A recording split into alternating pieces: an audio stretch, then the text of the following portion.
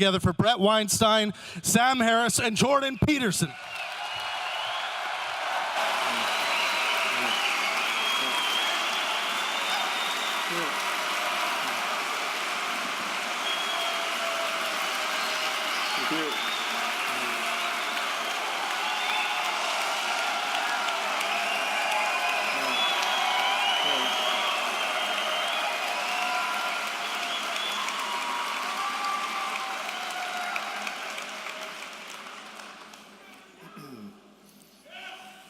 Hello, Vancouver. Thank you.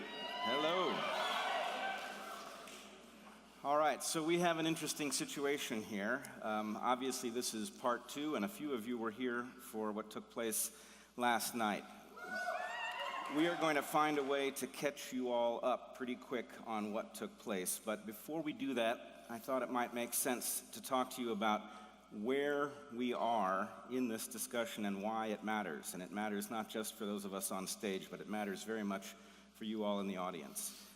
The point is basically this. We've arrived at a place in history where the sense-making apparatus that usually helps us figure out what to think about things has obviously begun to come apart. The political parties, the universities, journalism, all of these things have stopped making sense. And alternative sense-making networks have begun to rise, and the one that we end up being a part of seems to be beating the odds with respect to staying alive and being a vibrant part of the conversation. But that depends on something. It depends on our ability to upgrade what we can discuss and navigate. And Sam and Jordan have run afoul of each other in the past, as you all know, and so our ability to upgrade the conversation such that they're able to find common ground and for us to move forward together is potentially a very important upgrade.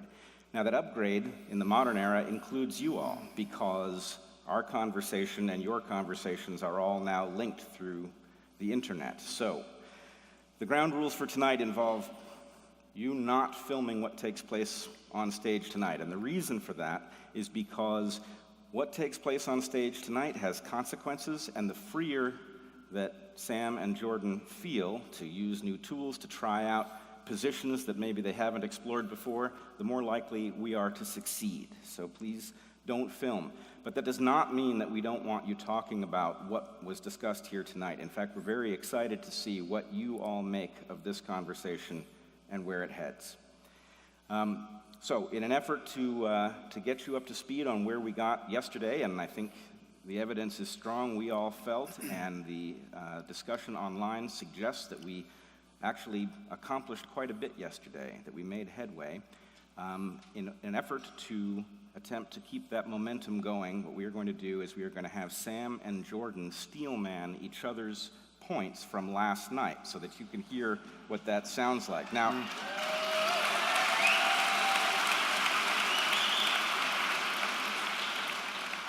for those of you who have ever tried steel-manning somebody's point with whom you have a severe disagreement, you know just how hard this is. So let's give them some leeway.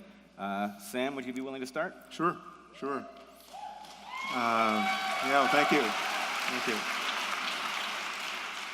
Well, first let me just make the obvious point that probably isn't so obvious unless you take the time to put yourself in our shoes, but just imagine how surreal it is for us to be who we are, simply having a conversation about ideas, and to be able to put a date on the calendar and have all of you show up for this. I mean, it's just an amazing privilege. Thank you for coming out.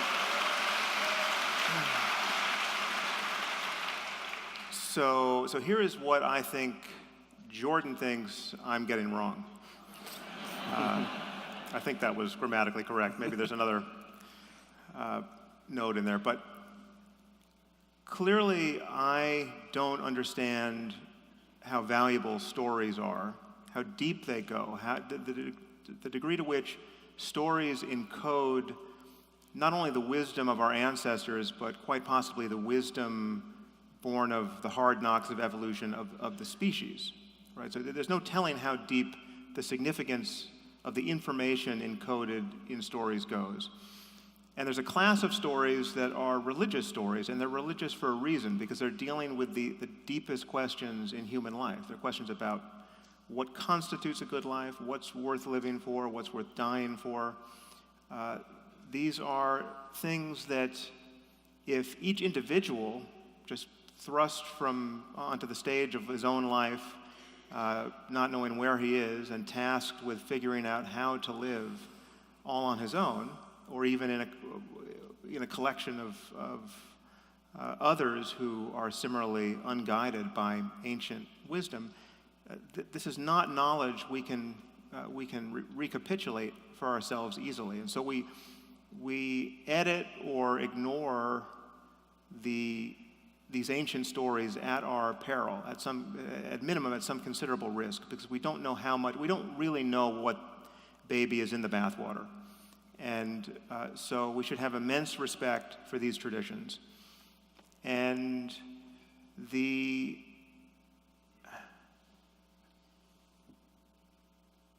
this is as yet to be discovered tonight. I'm still not quite clear about how this links up with more metaphysical propositions about the origins of certain of these stories.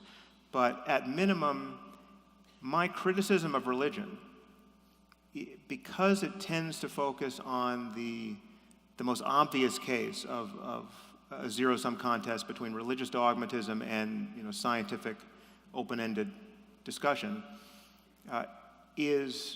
doesn't address this core issue of the significance of religious thinking and religious narrative, because I am, for the most part, just shooting fish in a barrel, criticizing fundamentalists, and the kind of God that the fundamentalists believe in, the God who's an invisible person who hates homosexuals, obviously that's not the deepest version of these religious, this essentially what is a narrative technology for orienting human life in the cosmos.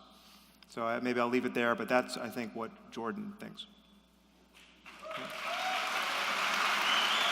All right, Jordan,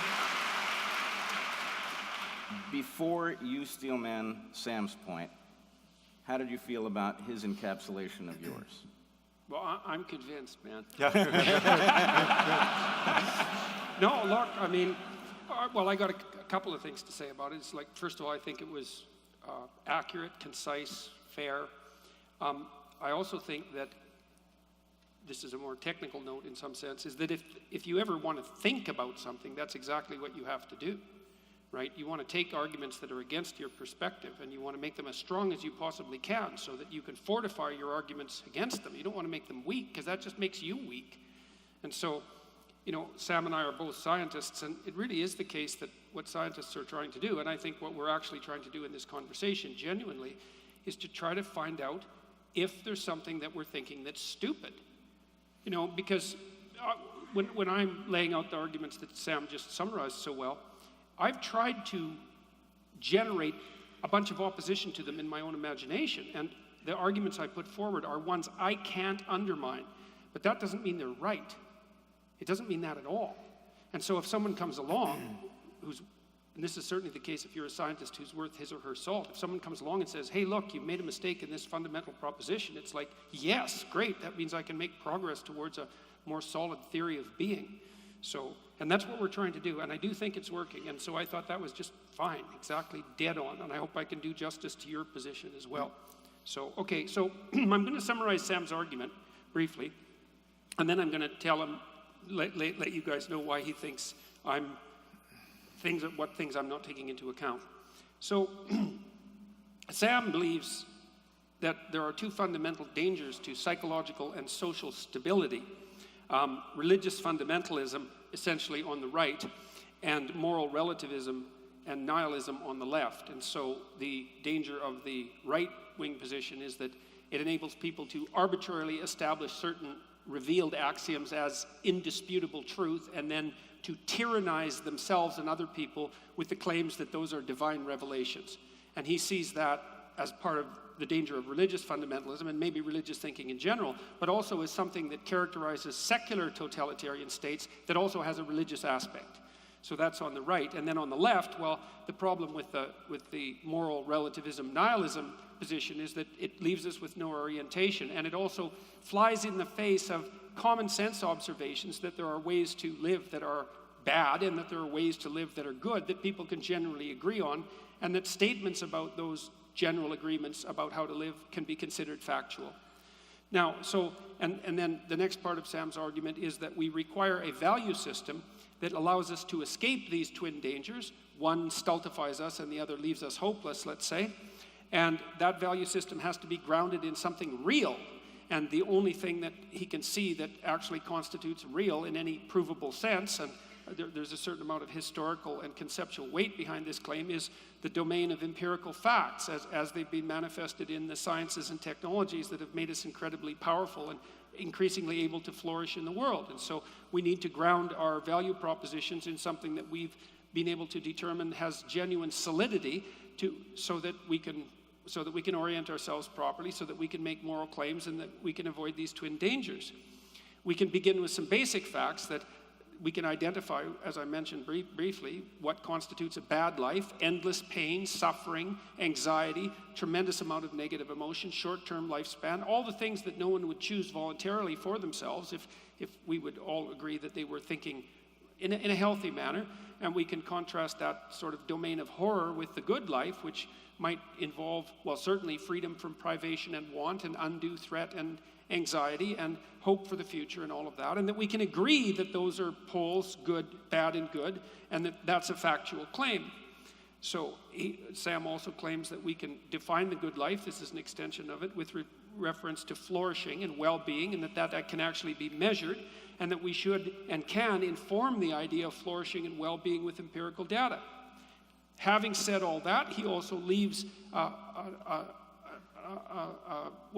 domain of inquiry open that would be centered on the possibility that some of the ideas that have been encapsulated in religious phenomenology, if not in religious dogma, might be worth pursuing as well, that there might be wisdom that could practically be applied in terms of perception to spiritual practices, although those become increasingly dangerous as they become ensconced in dogma. And so that's Sam's position. And then his criticism of my ideas,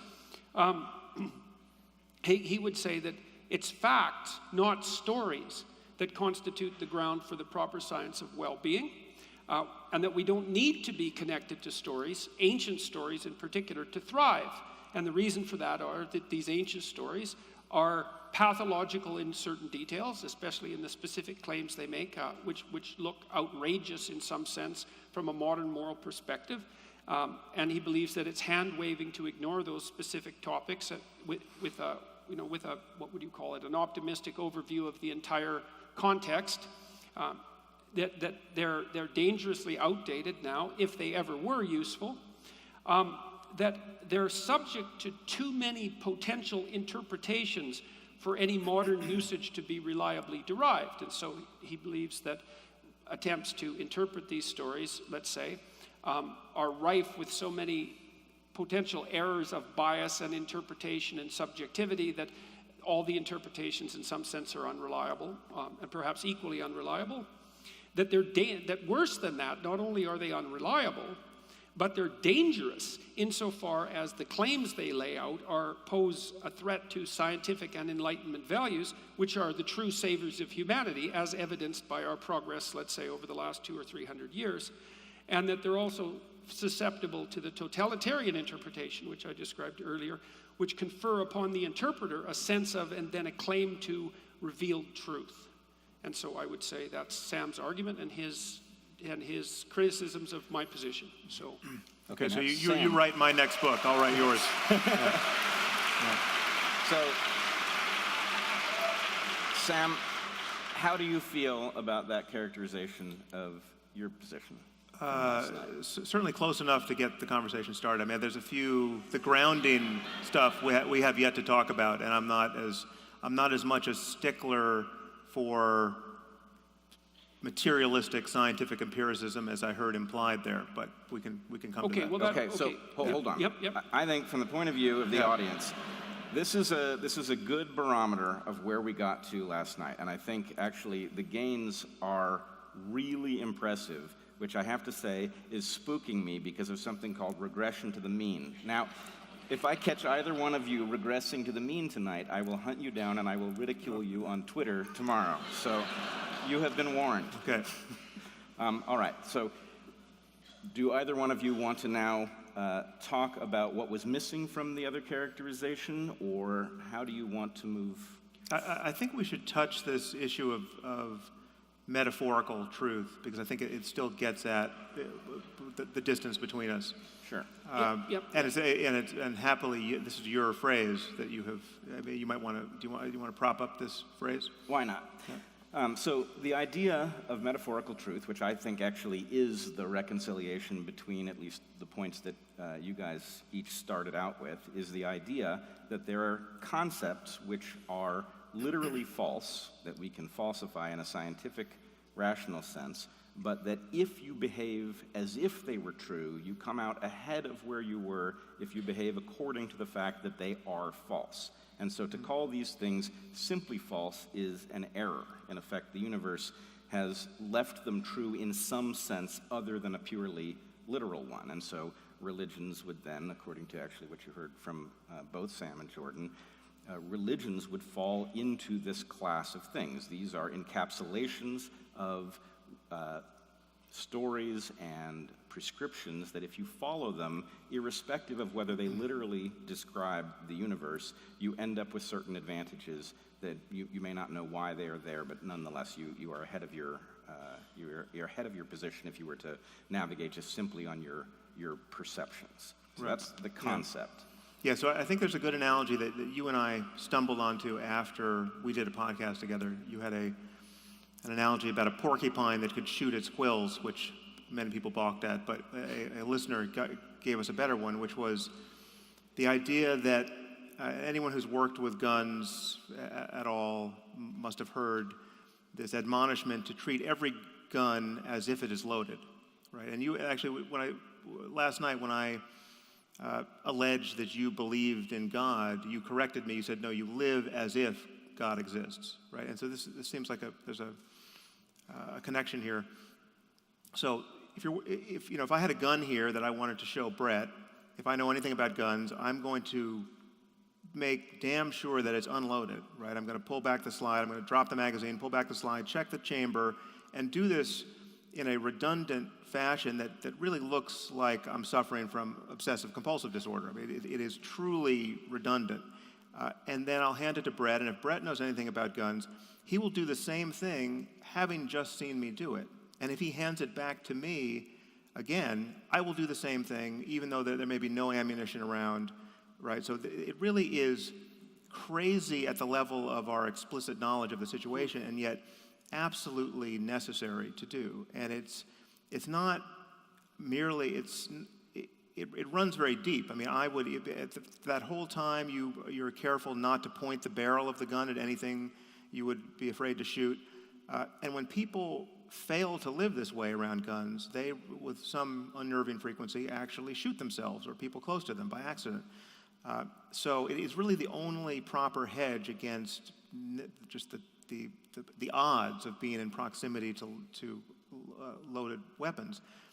And yet, if someone in the middle of this operation came up to us and said, actually there's a casino that just opened across the street that will take your bets about whether or not guns are loaded. Would you like to bet $1 million as to whether or not this gun is loaded? Well, of course, I would bet those $1 million every time that it's not loaded because I know it's not loaded. Right? So there's a literal truth and a metaphorical truth, otherwise known as a very useful fiction, which in this case is actually more useful than the truth, right? But the only way I can understand its utility is, and even utter the phrase metaphorical truth in a way that's comprehensible, is in the context of distinguishing it from literal truth. So, yeah, go ahead. This is fascinating, Sam, actually. This is I think, next phase of I'm worried by how excited you are. So I have a little story that might be helpful about that, and so you can tell me what you think about. You can think about this. Okay, so one of the things that I've been reconsidering since we talked last night is the nature of our dispute about the relationship between facts and values. Because I think I can make a case that what I've been trying to do, especially in my first book, was to ground values in facts. But I'm not doing it the same way that you are exactly. So I don't want to make that a point of contention. So, and I'll get to that in a moment. But with regards to this metaphorical truth, let me tell you something. You tell me what you think about this. So, one of the things that's been observed by anthropologists worldwide is that human beings tend to make sacrifices. So I'm going to spend 2 minutes, 3 minutes, laying out a sacrificial story. And the reason I want to do it is because, see, what I think happened with regards to the origin of these profound stories is that people first started to behave in certain ways that had survival significance. And that was selected for as a consequence of the standard selection practices. And so that was instantiated in behavior. And then because we could observe ourselves, because we're self-conscious creatures, that we started to make representations of those patterns and dramatize them and then encapsulate them in stories. So it's a bottom-up so it would be sort of like chimpanzees or wolves become aware of their dominance hierarchy structures and the strategies that they use. So a wolf, for example, if two wolves are having a dominance dispute, the wolf that gives up first lays down and puts his neck open so the other wolf can tear it out, and then the other wolf doesn't. And you could say, well, it's as if a wolf is following a rule about not killing a weaker member of the pack. Of course, wolves don't have rules. They have behavioral patterns. But a self-conscious wolf would watch what the wolves were doing and then say, well, it's as if we're acting out the idea that each wolf in the pack has intrinsic value. And then that starts to be, and maybe the wolves would have a little story about the heroic forbearing wolf that doesn't tear out the neck of its opponents, and that's a good wolf. Well, that's good wolf ethics, and so, but it's grounded in the actual behavior. Okay, so we'll put that aside for a second. Now, here's the sacrificial story. So human beings have made sacrifices. It seems to be a standard practice all around the world. And in the biblical narratives, they would often sacrifice something of value, like a valuable animal. Well, like a child. Let's start. Well, no. Look. I'm not making light of this. I know that human sacrifice was a part of this. Yeah, but that's again. So just to give you a crib on where my mind goes here is human sacrifice is as old a religious precept as we know about. Yes. It's a cultural universal. The other sacrifices are derivations from it. Circumcision is a surrogate for the far more barbaric act of human sacrifice. And, it answers every test you would put to it with respect to its archetypal significance, its compelling presence in stories across all cultures. But the horror is that it actually has taken place in all these cultures based on explicit beliefs in the presence of just right. Well, Arthur oppressive scientific ignorance. Arthur Kessler used that as an argument for the essential insanity of humanity. Right? No, but it's not just the insanity of humanity. It's the misapprehension of the causal structure of the cosmos. You don't know what controls the weather. Well, you don't know why people get sick. You think your neighbor is capable of casting magic spells on you. You're ignorant of everything, and you're trying to force some order on things. And so when you don't, in the absence of engineers, and you don't know why certain buildings fall down, you actually can agree with your neighbor that maybe you should bury your firstborn child into every post hole of this new building, which in fact took place. And it's the consequence of ignorance. And so the problem is, if you're only going to talk about this purified notion of sacrifice. But it's a very strange consequence of ignorance, Sam. It's the notion that we're in relationship to invisible others that can mistreat us based on our not having offered enough. We are. But not precisely those others. Well, but we're in relationship to the invisible others who will judge us in the future. Okay, you're changing the noun in important ways. I know, but I'm also trying to understand, and I'm not trying to argue against the horror of child sacrifice. No, I would never imagine you would. I know. But I'm also trying to. But my work would be much easier if you did that. Yes, and the work of journalists as well. Although they've tried that pretty much anyways. That's right.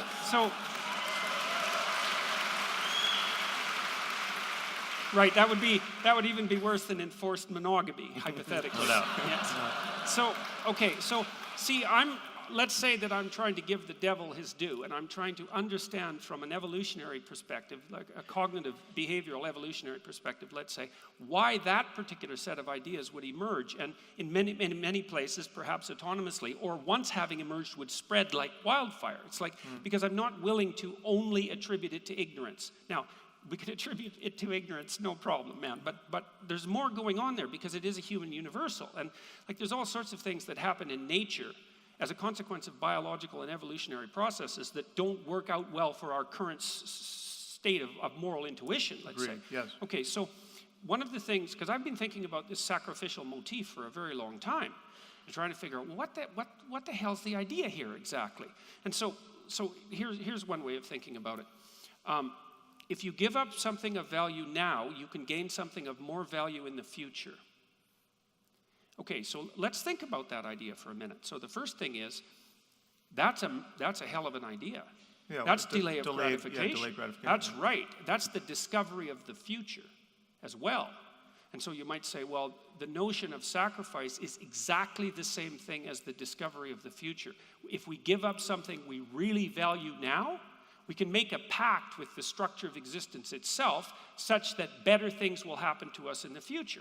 Now, yes. Okay, now what's weird about this, and it's hard to understand, is that it works.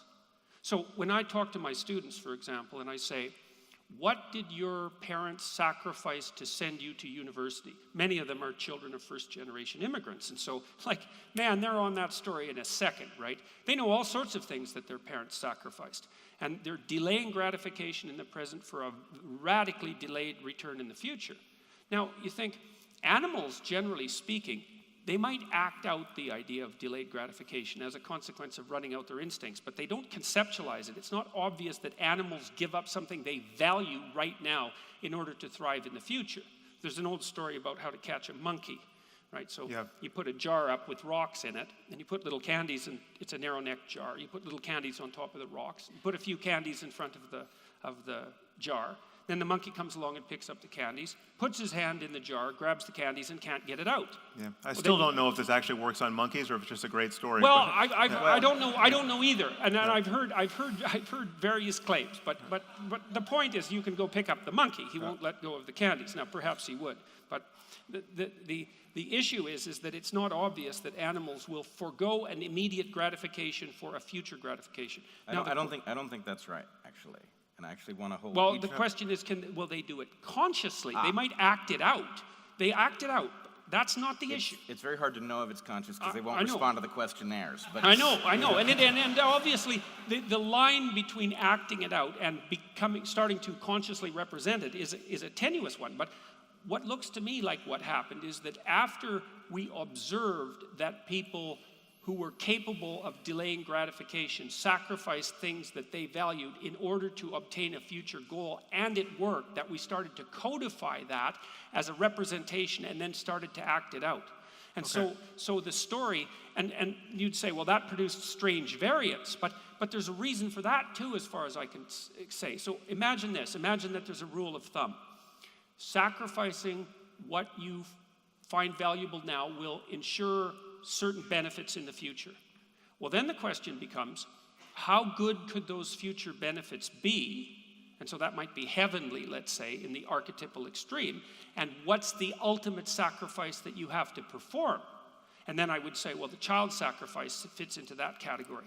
And so it's as if those ideas were pushed to the radical extreme. And you could say, well, that's a pathological extreme. It's like, well, it is a pathological extreme, but I think we also have to understand that some of the things that we've learned as we've evolved towards our current state of wisdom, such as it is that they were learned in a very bloody and catastrophic way. They were learned with incredible difficulty.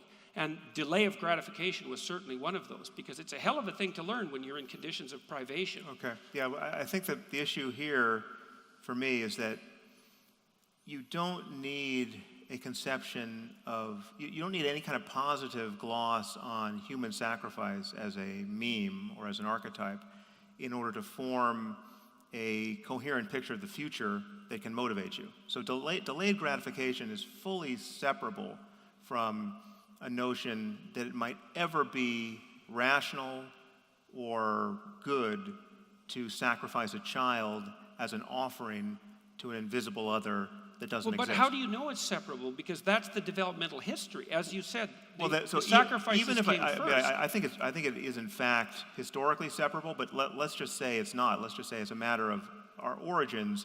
They're united. They're of a piece. It is the genetic fallacy to care about that origin. I mean, to say that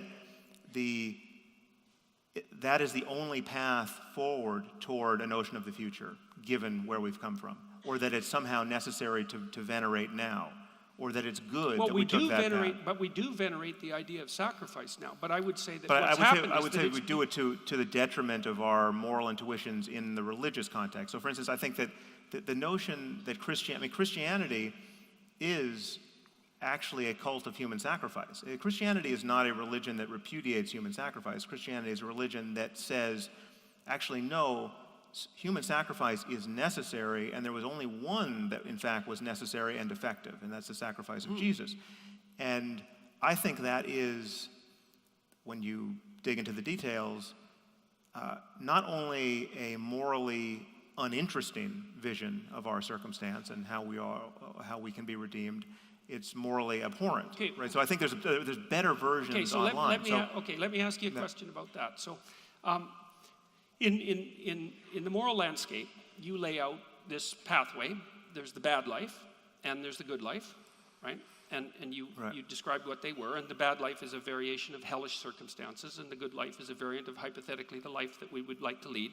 And your conception is that, and correct me if I'm wrong, your conception is that the proper pathway forward, so that would be the moral endeavor, is to move away from the bad and towards the good. Yeah, insofar as we understand which way is up, yes. Yes. The basic claim is that we can be right or wrong with respect to our beliefs there. True. We don't necessarily know how to do that in an unerring manner, and we could subject that to approximation correction along the way, and we should, but we can outline the broad scheme. Yeah. Which is progress away from hell towards something that's positive.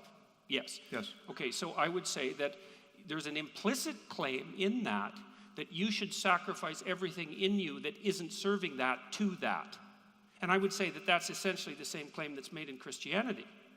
Well, again, that is I understand the impulse to up-level these barbaric ignorance-derived beliefs, right, to something that is morally, that is interesting and palatable in the current context. And I understand you can do that. My concern there is you can do that with everything. I mean, you could do it with witchcraft. Why not do the exact same thing you're doing with religion to the history of witchcraft? Witchcraft is as well modern subscribed. Witches would do that. So that's a perfectly valid criticism. That should be of concern. I mean, there are reasons why we don't want to endorse modern witchcraft, right? Look, absolutely. And so one of your But I mean, I'm not talking. And modern witchcraft currently exists. I mean, you go to Africa, people are hunting albinos for their body parts because they believe in sympathetic magic, and kids get killed as witches. So this belief endures in certain pockets of humanity, and we're right to. I mean, I just think at a certain point you have to acknowledge that some ideas are not only wrong, but their effects are disastrous, or have been disastrous, or will likely be, even if good in certain circumstances, will likely be disastrous in the future. And then we shouldn't be hostage to these ancient memes. We shouldn't have to figure out how to make the most of the worst idea that anyone's ever had, which is maybe you should sacrifice your firstborn child to a being you've never seen. Hold on, Sam. I want to hold your feet to the fire here a little bit. 2 points.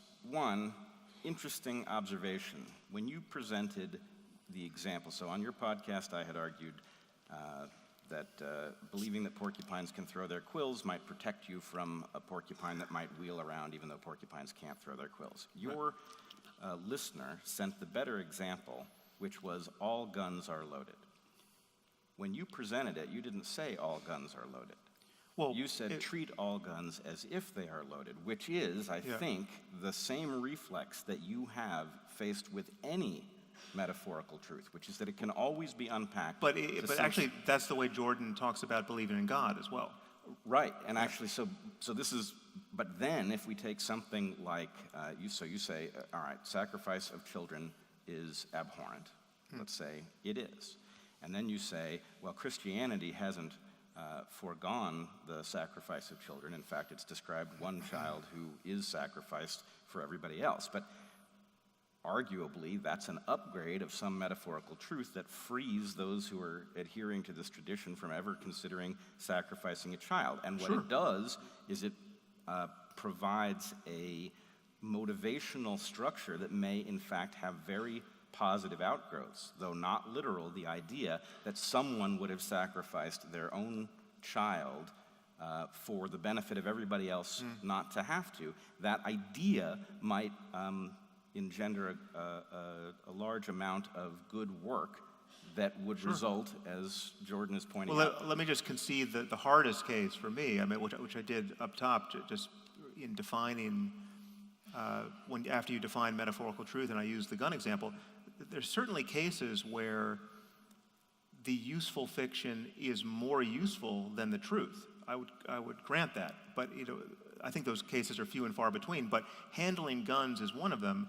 It's just not useful when the casino opens across the street and you can place $1 million bet, right? Then you want to have some purchase on the literal truth. So you want to be able to, and again, this is psychologically interesting because, and I keep coming back to the gun example because it's the one that is viscerally real to me. Like if I have a real gun that I know to be unloaded, I still emotionally can't treat it as a harmless object. I can't point it at my child just for the fun of it because that we're going to play cops and robbers now with a real gun, right? I have a superstitious attachment to always being safe with the gun, right? And it's important. It's important that get ingrained, and yet it is not strictly it's not irrational because it has good effects, but it's not actually in register with what I know to be true factually in each moment. Right. So it's very low cost. It's very low cost. It's very low cost. It's not dividing societies and causing people to go to war. And if you were going to teach a child gun safety, you would want to encode this so that they would automatically know never to behave as if a gun is unloaded, because that's what gets you into trouble. As an adult, every gun owner recognizes the distinction between the metaphorical truth and the literal truth here. But I guess what I suspect is going on here is that your mechanism for dealing with the world involves unpacking all of these things. And I think it's highly productive, but it also means that you have a hard time understanding why anybody would do anything different. And that's the question, is just because we can track fully the difference between guns actually all being loaded and behaving as if all guns are loaded, right? That one, there's no leftover, there's no mystery there, right? But there may be many of these things for which there is some difficulty lining up the metaphorical truth with the literal truth, and operating according to the metaphorical truth might have advantages, which I think is what you're getting at. So here's another situation, because we have to remember what kind of catastrophic past we emerged from and how much privation ruled the world prior to 1895, essentially. And certainly the farther back you go, the more bloody and horrible it was. I mean, how often do you think it was necessary, and this is not obviously something I'm in favor of, and this is also one of these situations where we get to play with ideas that we might not otherwise play with. How often do you think it was necessary for people in the past who had absolutely no access to birth control and who didn't have enough food to sacrifice a child for the survival of their family? I mean, God only knows, and that's, but that's worth thinking about. It's like, life is unbelievably cruel and difficult. And one of the problems that comes when you discover the future is that you might have to make the most painful of sacrifices. And lots of archaic people do this sort of thing. They do that with their elderly people. They do that with sick people. They do that with infants that they deem too fragile to survive. So part of child sacrifice, and I know the literature on child sacrifice reasonably well, part of child sacrifice seemed to emerge out of the observable necessity to leave someone behind so that everyone else didn't die. And we don't know how often that had to happen in the past. It might have had to happen a lot. Right. Now, Yeah, obviously... although, just in the interest of kind of conceptual clarity here, human sacrifice is a larger horror than that. So you have, what was very common is the sacrificing of, captives. So you take the Aztec sacrifices where you now have slaves, some of whom you're going to... Yeah, the Aztecs sacrificed about 25,000 people a year. Yeah. So, yeah, look, I mean, it's clearly a bloody mess. There's no doubt about that. But, one of the things that you see happening in the biblical narrative, which is extraordinarily interesting, is that you see echoes of child sacrifice at the beginning. But what happens is the sacrificial notion gets increasingly psychologized as the story progresses. So, you see that transition with Abraham and Isaac, where the child sacrifice is actually forbidden, although previously demanded by God. And then you also see it, as you already laid out, in the substitution of the circumcision for the idea of sacrifice itself. Right. And then what seems to happen, see, I'm trying to figure out how these ideas develop psychologically from their behavioral underpinnings, is that eventually it becomes psychologized completely. So you can say, well, we can conceptualize a sacrifice in the abstract, so my parents can sacrifice to send me to university without anything or anyone having to die. It transforms itself from something that's enacted out as a dramatic ritual into something that's a psychological reality. But all that blood and catastrophe along the way is part of the process by which the idea comes to emerge. Right. It doesn't...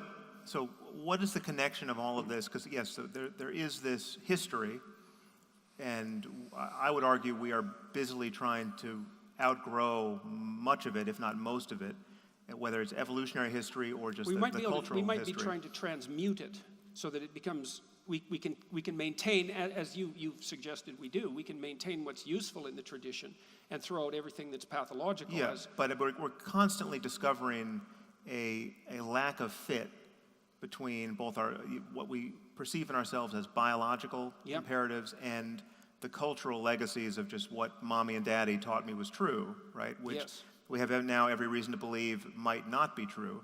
And we're trying to optimize our thoughts and institutions and relationships with one another for our current circumstance, and yet we have this legacy effect of certain books and certain ways of speaking have a completely different status, and they have this status because they may in fact, it's imagined, not be the products of merely previous human minds, but they may be the products of omniscience. And this is where the respect accorded to religious tradition is totally unlike the respect we would accord to anything else. Mythology, literature, past science, past philosophy. I mean, people can read Plato and Aristotle for their entire lives without ever being fully captured by the kind of dogmatism that every religion demands that you be captured by if you're really going to be an adherent. I would say that's actually an archetypal truth. The idea that the pathological tradition stands in the way of update. That's an archetypal truth. I mean, one of the reasons why in creation myths, one of the variants of a creation myth is that the hero has to slay a tyrannical giant in order to make the world out of his pieces. And it's a metaphorical restatement of the idea that a tradition can become hidebound, and when it becomes hidebound and too rigid, that it interferes with current adaptation. But the problem is, and this is, I think, this is something we really need to hash out. The problem that you're describing is the problem of a priori structure. Now, some of that's textual, but some of it isn't textual. Some of it resides in us as our psyche, insofar as we act. The problem I'm describing here is that we have two categories of books in this case, right? We have those written by people like ourselves, just endlessly open for criticism and conjecture, and those written by invisible, omniscient entities. But I would presume that if these religious systems weren't codified in books, if they were still just enacted or dramatized, you'd have the same objection. It's not the fact that they're in books that's relevant. Well, no, but it is the dogmatism. It's the fact that we can't jettison the bad parts. Okay, it's the dogmatism. Okay, so to me, that's the same as the problem of structure. Now, here's the problem, I think, with the way that your argument is laid out. And I'm not saying it's wrong.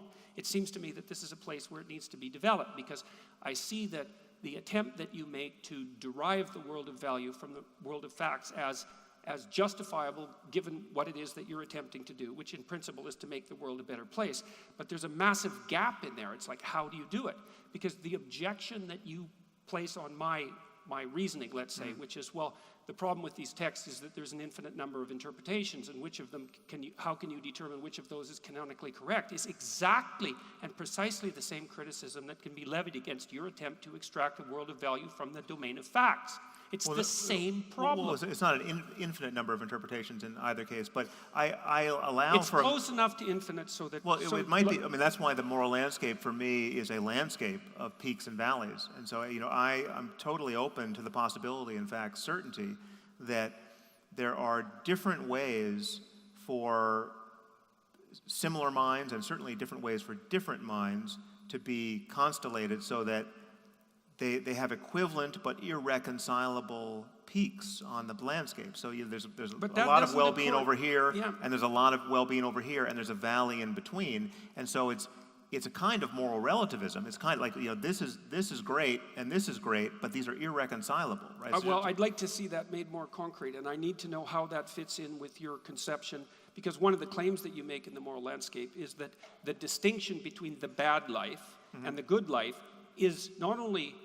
It's a factual distinction. Yeah. It's universally apprehensible and true. I think it's your fundamental axiomatic claim. And I don't see how that's commensurate with the position that you just put forward. Well, so here's the position. And you can forget about morality as a concept for this. I mean, I think the starting point is deeper than morality. The starting point, and this is our starting point, all of us right now in the universe. The starting point is we are conscious, right? We have a circumstance that admits of qualitative experience. And again, this is true however we understand consciousness, whatever is actually happening. We could be living in a simulation. This could be a dream. You could be a brain in a vat. Consciousness could just be the product of neurochemistry, or we could have eternal souls running on somehow integrated with the brain. Whatever is true, something seems to be happening. And these seemings can be really, really bad or really, really good. We know each one of us in our lives have experienced this range of possibility. And yes, there are caveats here. There are hard and painful experiences that have a silver lining, right, that give you some other capacity, where you could say, well, that really sucked, but I'm a better person for it, right? And we can understand what it means to be a better person for it in terms, again, of this range of experience, which I'm calling, subsuming all of this, the positive end of this as well-being, which is to say that I'm a better person for it because now, having endured that ordeal, I am capable of much greater compassion, or I appreciate my life more. The cancer made me a better person. Now that I'm cured, I value each moment of life more than I ever did. All of these claims are intelligible within a context of an open-ended context of exploring this space of possible experience. So what I'm saying is forget about morality, forget about right and wrong and good and evil. What is undeniable is that what we have here is a navigation problem. We have a space of possible experience. And again, this is not just a human problem, this is a problem for any possible conscious mind. We have a space of possible experience in which we can navigate, and things can get excruciating and pointlessly horrible, where there are no silver linings, and this can happen individually in some episode of madness that never ends. If there really is a Christian hell to go to, well, then it's going to happen to me after I die, right? Given what I've said on this stage.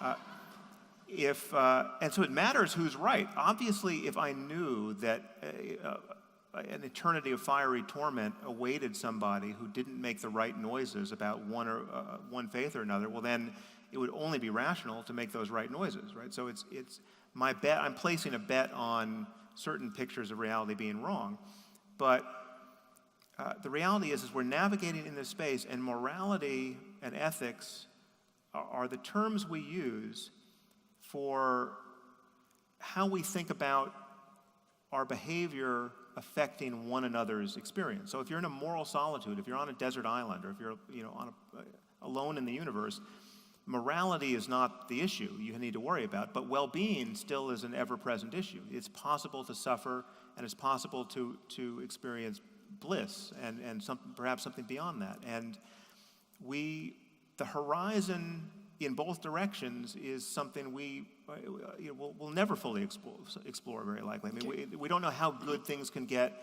and we don't know how bad they can get, but that there's a spectrum here is undeniable. And I would say that my moral realism simply entails that we acknowledge that it's possible not to know what you're missing.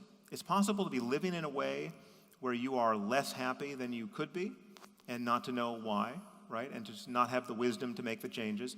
And that matters. If anything matters, that matters. And it matters to us individually, and it matters to us collectively.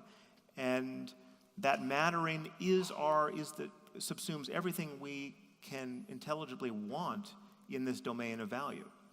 And so again, it's the cash value of any value claim is in the actual or potential change in consciousness for some conscious system somewhere, sometime. And that's my claim. And that's. Can I try to get?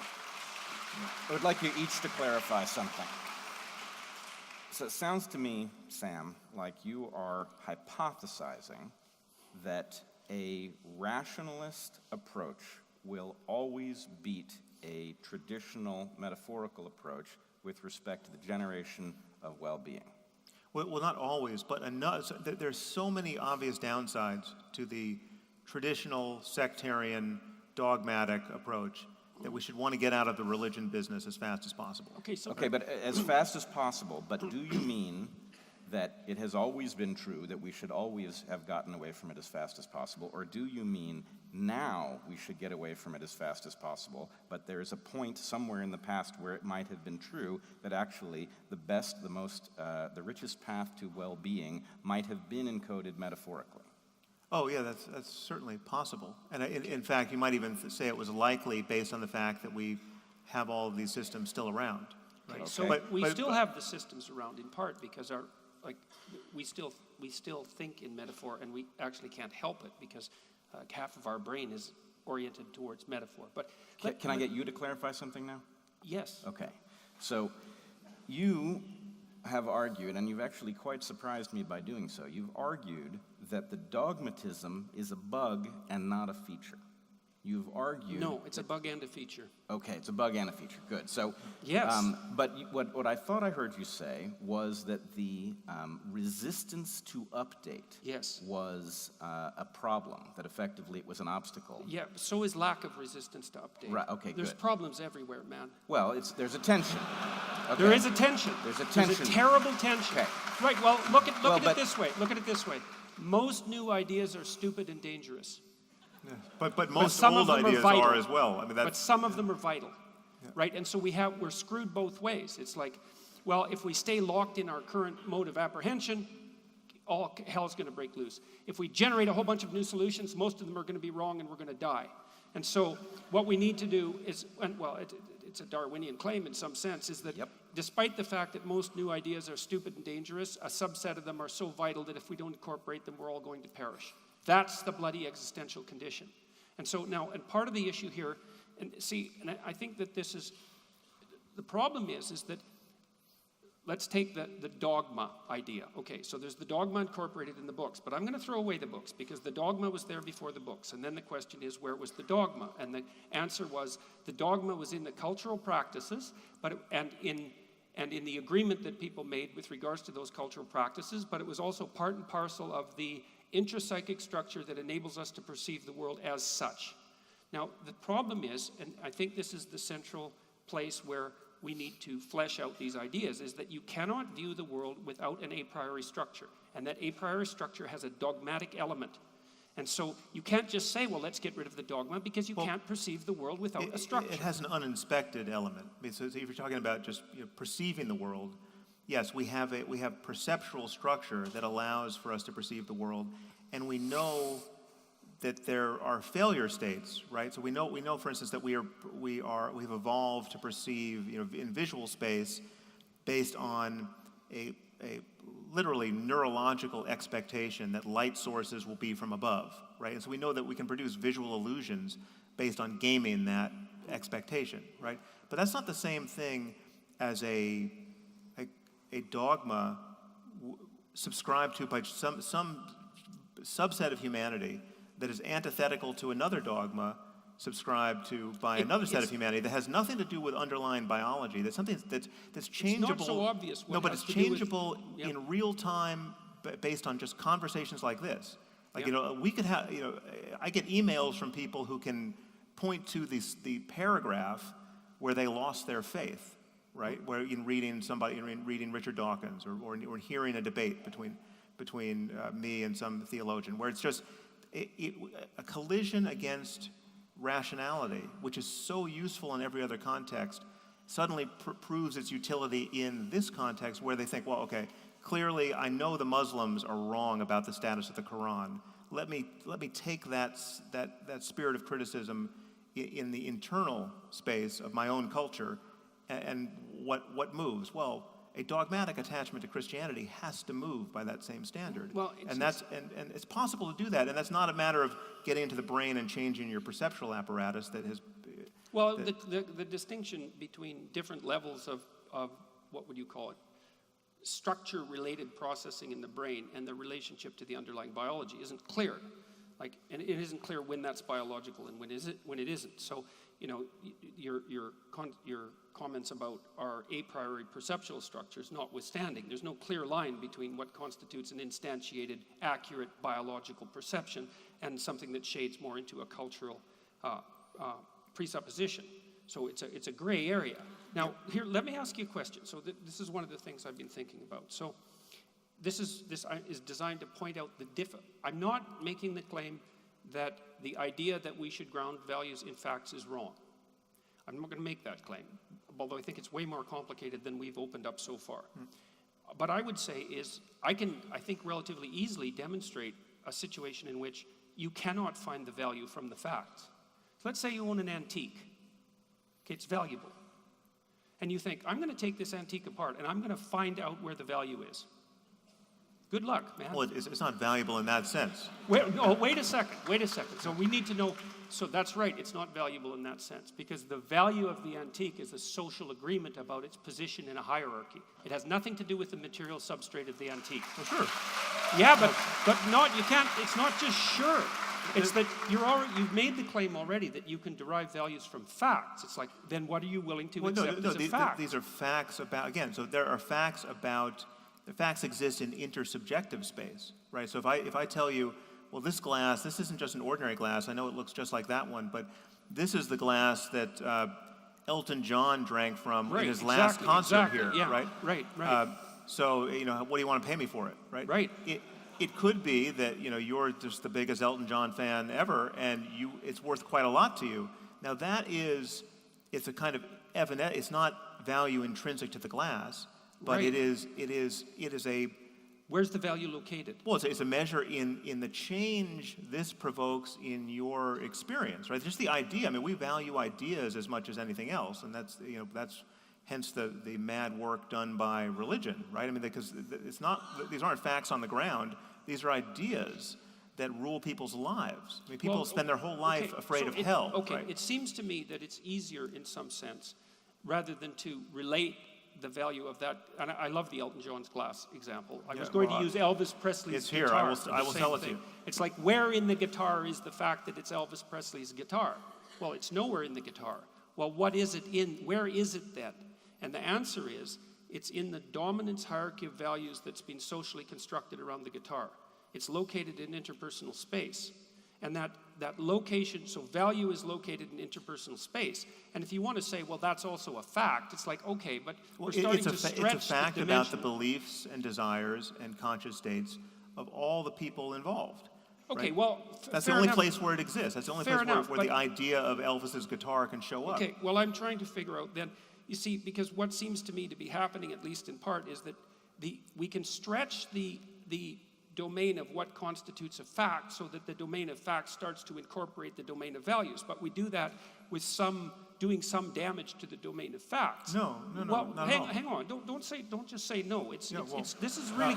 I'll say more. This is really complicated because you see, part of what the postmodernists have done is that they've pushed away the domain of facts entirely, and they say, well, the only thing is that the only thing that actually exists is that this domain of intersubjective agreement.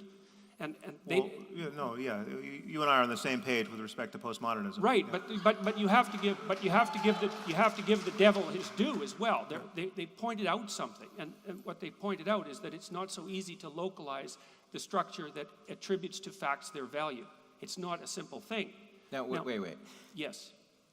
You would surely agree that if we had Elvis Presley's guitar, that guitar would have a material impact on people. We could tell them, this is Elvis Presley's guitar. Some fraction of them would disbelieve it. Somebody might be able to establish it based on a picture or something like that. And the point is, it would have a value that would alter the behavior of people with respect to that object in a material way. Yes, it would alter the behavior of the people. So the it value could could be manifest in physical space. Which part of it? The We behavior? could detect it. We could figure out what the value of this guitar is based on some intersection Sure, between... we could take a behaviorist approach, and we could see how much work people were willing to do to But make also contact with we the guitar. can scan their brains and see what. Well, how, I'm not so sure we can do that. Well, clearly the brain is involved. Hypothetically, we can do it, but practically, we're not so good at it. Because the MRI data, generally speaking, is junk. Well, we can table that. Look, it's that not will be like a it'll profoundly junk. controversial statement in MRI circles. Fair enough. I don't think we need it. We don't need it, but we clearly know let's go with the that a behavioral market will idea. establish the The value of the the guitar. brain, as yet incompletely understood, is surely involved in the valuing of this object, right? And so if I tell you that this is, and again, we can take it out of intersubjective space because you could be in a value solitude with respect to any given object. So it could just be, you could have a sentimental attachment to your watch that's worth exactly $25 because that's what you paid for it, but this is the watch that, this is your first watch or whatever it is, and you wouldn't sell it for any amount of money. Right. That's a measure of a behavioral measure of how much you value it. And if I told you, oh, well, sorry, I borrowed your watch and lost it, what the cascade of negative affect that I see on your face is correlated with something that's happening in your head, and the brain is involved, right? So the totality of that picture what you're basically stating, is the as far value. as I can tell, is that there'd be a socio-cultural agreement as to the value of whatever this entity is, and that would find its mirror in the brain. And that's a non-controversial statement because all socio-cultural phenomena that are experienced find their reflection in the brain. The fact that you can say that that's reflected in the brain, it's like, right, yes, but the I don't problem understand why we it's... continually run into with religion is that you have a domain of so-called sacred values where people who are otherwise rational cease to be rational actors. So this is the reason why Israel and the Israelis and the Palestinians can't negotiate as though their problems could be solved by a real estate transaction is because they have irrational and irreconcilable claims upon land and buildings. Do you think they're any Actually, more? I don't Do you think think you know they're any that. more irrational than the claim that glass is worth something more? Well, no, because it's like that. It's like that. But I'm saying. But that's not irrational by your own definition. You just said that was actually constituted a fact. Well, no, And so it's a fact about people, right? So there are. This is okay. Okay. Should be a little careful here because it gets confusing. Yeah. We can make objective claims about subjective experience, right? We use this word objective and subjective in different ways. We use it in epistemological ways and ontological ways. And give me just 1 sec to make sure I'm on the same page as you. Well, so I can illustrate by way of example. If I say that that's just your subjective opinion, right? I'm denigrating. I'm saying that this is an expression of your bias. This is true for you, but it's not true out in the world, right? That's one way I can use the subjective-objective distinction, and that's an epistemological way. Like you're ruled by bias. You're not thinking straight. I don't have to take your opinion seriously. That's subjective. I'm worried about objective facts. But people get confused. They think that objective facts only means the material world and what's really in this glass as a material object. No, we can be much more objective than that. We can make objective claims about the subjective experience of people like ourselves. I can make an infinite number of objective claims about the experience. This is the example I always use, but I just happen to love it. What was JFK thinking the moment he got shot? Right? Now that's it. We don't know, so we'll never get the data. right? So the truth or falseness of what I'm about to say can't be predicated on actually getting access to the data because he's not around and his brain's not around to scan. But you and I both know an infinite number of things he wasn't thinking about. We can make an objective claim about his subjectivity. I know he wasn't thinking, well, I hope Jordan Peterson and Sam Harris work it out on stage that night, right? And an infinite number of things like that. He was thinking something, he was experiencing something, but we don't know what it is. So when I'm talking about this domain of value, I'm saying that it exists in this landscape of actual and possible conscious experience for human beings and any other system like us that can experience this range of suffering and happiness. Well, okay, so, and partly what I'm trying to do is to actually determine what that structure is. Well, in our case, it's certainly connected to the evolved structure of our brain. Yeah, but I want to go way deeper into the brain. It's augmented by everything else we do. I want to go way deeper into the idea than it's connected with brain states, because it's definitely connected with brain states. The question is, at least in part, how, and what does that mean? And I think that the neuroscience has progressed far enough so that we can do quite a good job of this. And so, but I want to return to one thing, and maybe I'll outline a little bit of this. And when you talked about the Israeli-Palestinian conflict, you said that was irrational. And so, look, fair enough. People have been locked with their hands around each other's necks there for 3,000 years. But there's a problem there. And the problem is that people are looking at the landscape from a contextualized perspective, right? It's not just a piece of land, it's their piece of land. It's like your house or maybe your favorite shirt. It's like, well, you say, well, I have a favorite shirt. It's like, well, there's nothing inherent in the shirt that makes it your favorite. No, it's a subjective judgment. It's like, well, then is that a fact? Well, yes, it's a fact. It's a fact about subjective judgment. It's okay. Well, the Israeli claim on the land and the Palestinian claim on the land is a subjective judgment that's a fact. Yeah, it's like, so how is it irrational? Because it is the true analogy here, the complete analogy is rather like we're about to fight over Elton John's glass, and Elton John was never here, right? Well,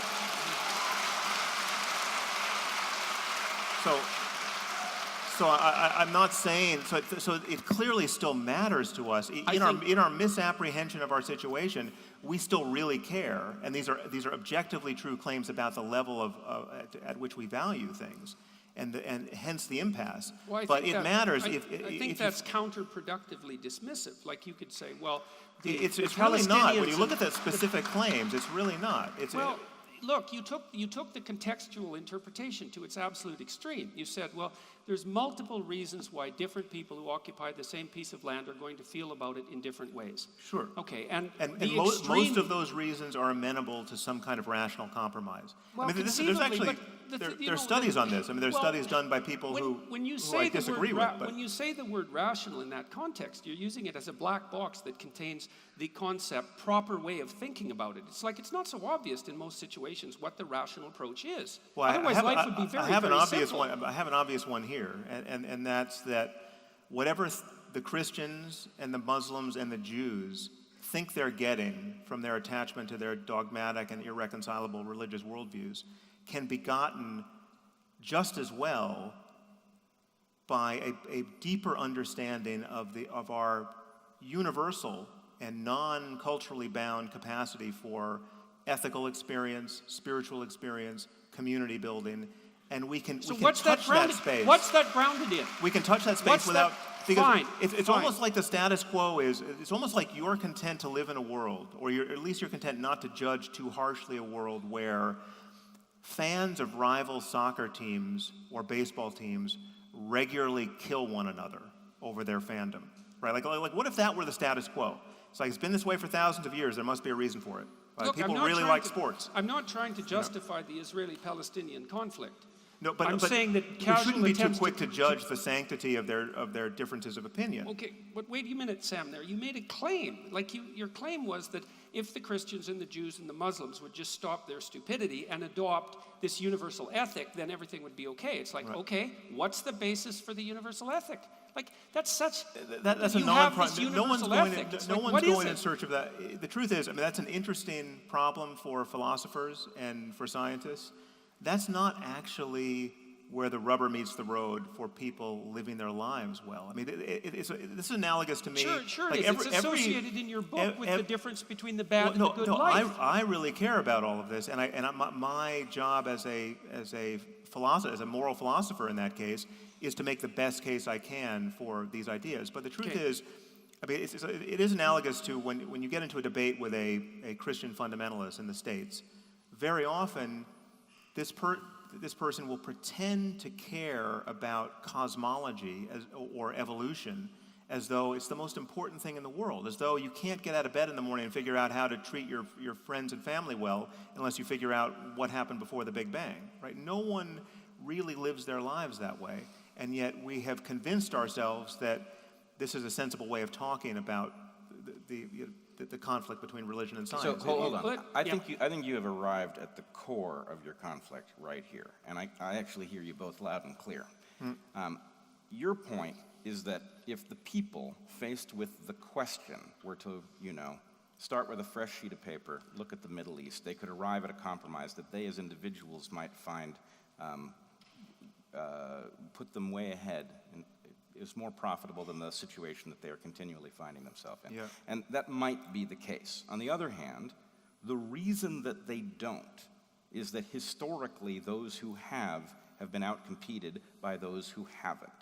So the point is, the universe and the fact that it refuses to solve that conflict is telling us that there is some reason that people who take that prospect seriously are not actually correct in some at least metaphorical way. So in other words, what is it to have a sentimental attachment to some piece of territory somewhere? That sounds completely irrational. On the other hand, that sentimental attachment may result in you continuing for 500 or 1,000 or 2,000 years, whereas if you surrendered it because it was irrational, you might go extinct. Now, should you care that your lineage is going to go extinct? Maybe, arguably not. On the other hand, it's hard to imagine that what you're saying is so thoroughly grounded that it can justify causing people to alter their perspective on value in such a way that it might actually drive them extinct. It's not clear that that's a good clearly, thing. I mean, secularism, we're talking about the fringe here. We're talking about, when you're talking about, in this case, the Israeli settlers and the Palestinian terrorists, right? Like we should all breathe a sigh of relief that kind of passion and attachment to land doesn't characterize most of humanity. It does if you're trying to defend your house. So, but that's Can I kind of a turn different that topic. back on Yes. Jordan? Because I think this is where the crux of it is. Well, so if yes. we follow the idea that this is actually that the seemingly sentimental and irrational attachment to the piece of land is some sort of meta-rationality, which sounds like your perspective, then we are now confronted with the question of, all right, if it is an evolved kind of meta-rationality that is being manifest in stories that cause people to behave in ways that Sam sees as clearly irrational, then we are stuck with the naturalistic fallacy, which is to say, so for those who don't know, the naturalistic fallacy says that just because something is doesn't mean it ought, right? The fact that selection favors something doesn't make it good. When the Aztecs sacrifice their enemies, it is good for continuing Aztecness, but it may not be good in some absolute moral sense. So here's the question for you. Yep. You're arguing for, I think, an evolutionarily very viable explanation for religious belief and dogma, but aren't you stuck with the downside of it, where much of what is encoded in that way may actually be abhorrent morally and consciously? Absolutely.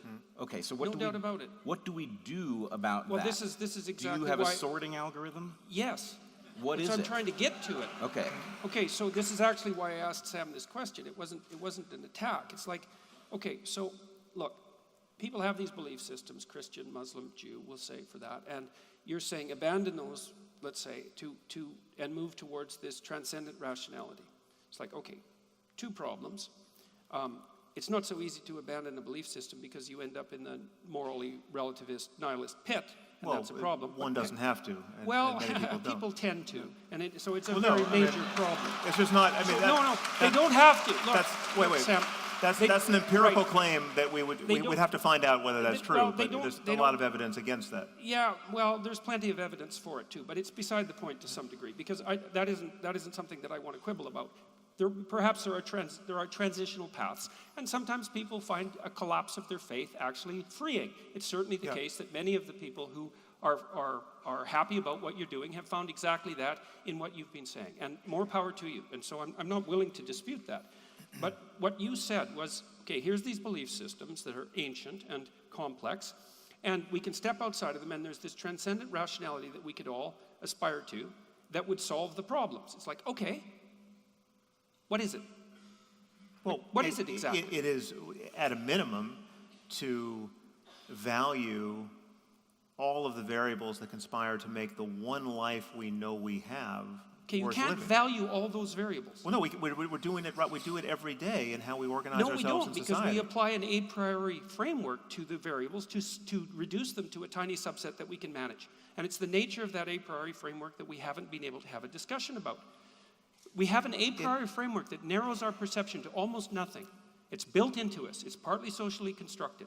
It has a deep neurological substrate. And we actually understand how it emerges to a large degree. And the thing is that... But I don't think that's actually our difference. I mean, so the a priori framework operates in many different spaces, which again, we can't necessarily analyze, but it makes it no less true. So if you put your hand on a hot stove, you will immediately feel a very good reason, in fact, an unarguably good reason to remove it, right? And it doesn't require moral philosophy to get you there. You don't need to inspect your a priori framework. You just have to feel, holy shit, this is the worst thing I've ever felt, right? And there's so many moments like that in life that we understand. What if you're trying to rescue your child from a fire? Well, exactly. Then you have some other goal, right? Yes, that is going to do. cause you to brave that suffering, right? Yes. But again, trying to rescue your child from a fire is pretty close to as the hot stove in not needing to be analyzed, right? The imperative to rescue it becomes harder when you have to rescue someone else's child from a fire, and you're worried about orphaning your child who's standing next to you on the sidewalk, right? Then we get into the domain of moral philosophy, and then you can say, well, you know, how much do each of us owe the children of other people, right? How much should I risk my life and risk orphaning my child to rescue your child? That's when things get interesting in a philosophy seminar, and that's where people begin to hesitate. People begin to, we are biased toward protecting ourselves, protecting our kin, protecting our friends, and only then do we begin to extend the circle. And again, but this is not a mystery where we want to go here. We want to extend the circle more and more and build institutions and societies that implement our best selves at our best moments more and more. It makes it more effortless to be good in the world. We want good incentives. Can we take your example seriously here for a second? Yeah. All right, so you are built to be more likely to rescue your own child than someone else's child from a fire. We in society might like for the minimum number of children to die in fires as possible, which gets you to sideline that consideration in favor of, is there a child who's faced with a fire who I might rescue? Religions do exactly this restructuring of values because they say something like, actually, your goodness in risking your own life to save that other child from a fire is observed, and it is calculated, and you will be rewarded for it in some way. That's one possible benefit of some religions, right? Good. And again, so you put that on the balance, but I have a lot to put on the other side of the balance. Sure you do. Right? I know you've got I know how it's going to swing. never-ending list. Look, right. I want to. Well, that's what I'm trying to point out to Jordan here, which he actually acknowledges, which is that he's got a big stack of good things that come from this heuristic, but he's also acknowledging but this is actually this is our core disagreement here, which is however the balance is going to swing. The difference between us here is that I think we read the utility of anything, but in this case, religious thinking, as evidence of, you read it as evidence of something, perhaps, Inevitability. literally true. Inevitability.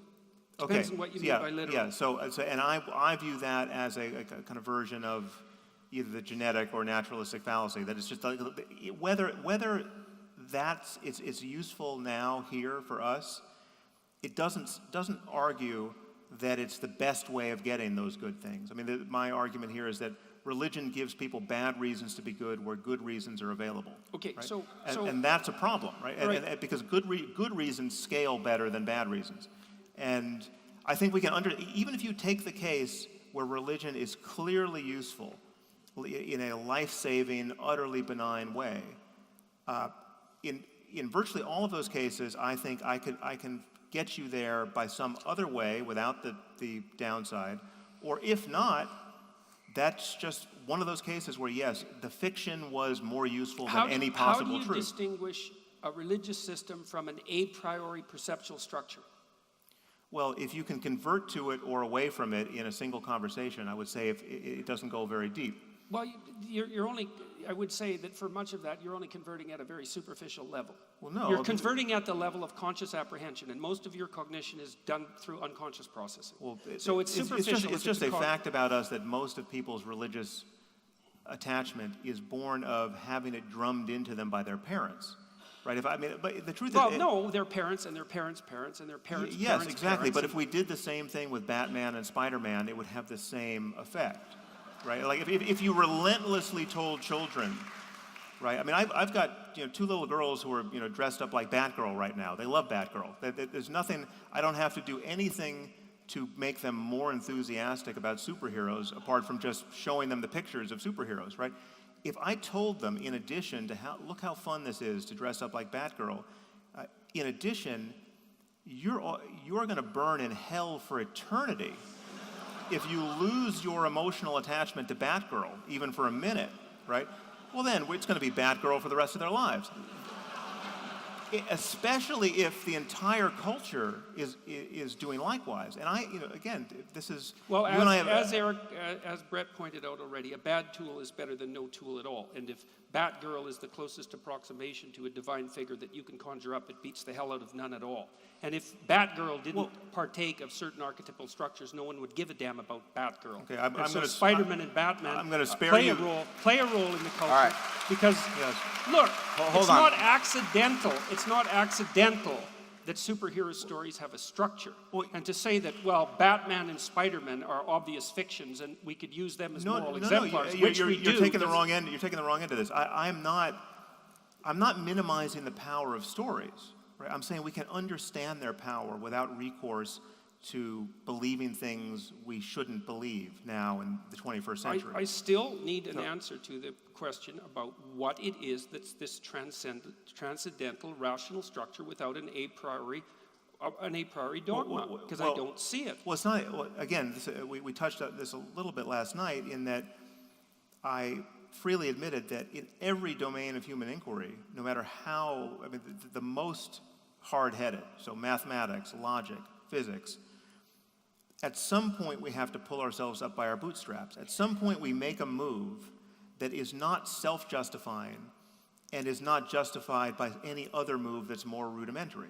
Right, that's a statement of faith. That thing that's a callow use of the term faith. No, it's not the same kind of faith. It's a precise definition of an axiomatic statement of faith. My faith that 2 + 2 makes 4. That's not faith. Well, no, it is. No, it's my intuition that this is a valid and replicable and generalizable principle, right? No, that's not faith either. Your statement that that's a useful claim is a statement of faith, but neither of those two were statements of faith. No, they're statements of intuition. No, these are intuitions. They're intuitions that can run afoul of other discoveries and other intuitions, as you know, which... well, if mathematical facts are intuitions, then what are we doing with facts? We've arrived at the point where we have to decide. This is super important, though. Super important. Okay, we don't lose this. Okay. Yeah. For 2,000 years, people have been studying geometry and had a very well worked out set of mathematical intuitions with respect to Euclidean space, flat geometry. Mm-hmm. And then some brilliant guy, Riemann might have been the first, said, well, actually, you can curve space. I can bend this triangle, and all of a sudden it has more than 180 degrees, right? That's an intuition that people tuned up pretty quickly, but all of humanity was blind to it for the longest time, right? These are, what I mean by intuition is, it's the thing you're using to understand something that you are not in a position to analyze. I understand now, that. But that's not faith of the sort which is, listen, I know the Bible was dictated by the creator of the universe. I know Jesus was his son. I know he rose from the dead. I know he'll be coming back, and 1,000 other propositional claims if it's a statement of faith highly and it's implausible. valuable, if it's a statement of faith and it's in the value domain, how is it derivable from facts? Okay, so we've arrived at the point where we have to decide whether to go to Q&A or to continue the discussion. While you all are thinking about that, I would like to level a challenge to each of you, and then I will poll the audience and see what they think about Q&A. Okay. Okay, so Jordan is arguing to you that you cannot ground the values that would undergird the modality of increasing well-being in anything factual. And you are arguing in response that... Not without an intermediary structure. Let me just argue in response. Hold on a second. Not without an intermediary structure. What I've heard you argue is something that I agree with, which is that you can ground many things in a nearly objective observation of the universe, but it doesn't say anything about the value part of the equation. And in fact, I think, having thought about the question from an evolutionary point of view, that in order to do what you're talking about, to increase well-being, you are going to have to accept that that is going to leave you with an arbitrary grounding. There is no absolute grounding for it, and you're going to have to just simply accept that it's going to make you arbitrary, that you are in fact going to have to do inconsistent things like decide to honor the love of a mother for her child and dishonor the love of country that causes one population to gas another population. That's inconsistent, and that we need to embrace that kind of inconsistency. I mean, it's just a different, I don't think that we even have the grounding problem. I think it's a pseudo-problem. But you just said you needed to put your staff in somewhere. We have a navigation, so the way it's grounded is the acknowledgement that what we have is, I mean, it's analogous to what people do with the notion of meaning in life. Like, what's the meaning of life? How do you find meaning in life? Or what's the purpose of life? These are bad questions. These are questions that, when you pose them, they seem to demand, they suggest a space in which an answer must be put, but it's just... But you put an answer there. No, you said that people should work towards the good. Yes, there's a different way of framing it, which is, what we have here is an opportunity. It's not a matter of meaning. It's not a matter of purpose. And it's not a matter of grounding. It's a matter of we are in a circumstance where we have consciousness and its contents in every moment. And all of this is, the lights are on, and they're on for reasons that we dimly understand, right? They're reasons that are biological in our case, but perhaps at bottom they're just based on information processing, and that they're platform independent. And then we would build machines for whom the light is actually on, or not, right? It remains to be seen whether we can actually build in our computers conscious minds that can thrive or suffer, right? And that the difference matters. But we're in this circumstance where we are trying to understand how consciousness and its states arises. But one thing that is undeniable is that the lights are on, and being on, they reveal a spectrum of experience that which has one end that the worse it gets, the more compelling it is to move away from it. That's meaning. That's meaning right there. Yes. there. Okay. So and all of our meaning talk and value talk relates to navigating in this space. So there's one end of it where things get needlessly horrible without a silver lining, and there's another end where it gets better and better and non-zero sum, and all boats are rising with the same tide, and the Israelis and the Palestinians. That's the landscape of evil and good. Yeah. So okay. So what fine. do you do? That's why. So these are compelling ways to talk about this space of navigation. Yep. What do you do when you accept your space of navigation and there's a conflict between well-being for the living population of Earth versus well-being over the maximum populations that could possibly live into the future. When there's a big conflict between how much well-being we are going to feel now versus how much well-being future human beings will get to feel. Yeah, well, those are legitimate ethical problems, which I think we often live in the space where we know there's a right answer that we are too selfish to fulfill or too short-sighted to fulfill. Like, so I know there are things I do every day that not only will other people as yet unborn wish I hadn't done, I might wake up tomorrow wishing I hadn't done those things, right? So like I'm a bad friend to my future self in some respect, to say nothing of the rest of humanity. So we can have failures we can have weakness of will, we can have failures that we can just be wrong about certain things, but it's nowhere written that it's easy to be a good person, right? But in that case, it's not even clear what good means. Well, no, but I think, it is clear. I'm saying Brad, even in those I can cases where address we that. know the answer, it might be hard to be motivated by that knowledge, and that because we're not a unity, right? I mean, part of what wisdom is morally is an ability to live integrated enough with your own, better self. The advice you would give to a friend. I mean, this just falls right out of your work as well. It's like live as though, but basically treat yourself the way you would treat. I think this is your line. So someone you're responsible for, or there's someone, a friend of yours, right? If you can do that, you're already ahead of who most people are most of the time. But there's no reason to say that because it's difficult, or because sometimes we're looking through a glass darkly and can't figure out what the answer is, the answer doesn't exist, or there is no right one. Okay. Now, let me try with you. So Jordan, you have argued for an evolved framework of religious belief in which there are elements that are morally defensible that will be carried through time. There are elements that are morally reprehensible that will be carried through time by virtue of the fact that they are effective. And you have argued that these things, because they have withstood the test of time, have some kind of value, which is not necessarily something that we should honor, but some large fraction of it must be. Mm-hmm. But that would seem to suggest that the degree to which these belief structures has value is contingent on the degree to which the environment in which we attempt to deploy these structures matches the environment in which they evolve. Absolutely. Now, I would argue that no population of humans has lived farther from its ancestral environment than we do.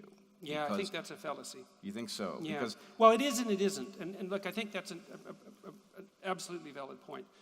Okay, so this gets esoteric relatively rapidly, but the question is, let's say at the highest levels of adaptation, we're adapted to the things that last the longest periods of time.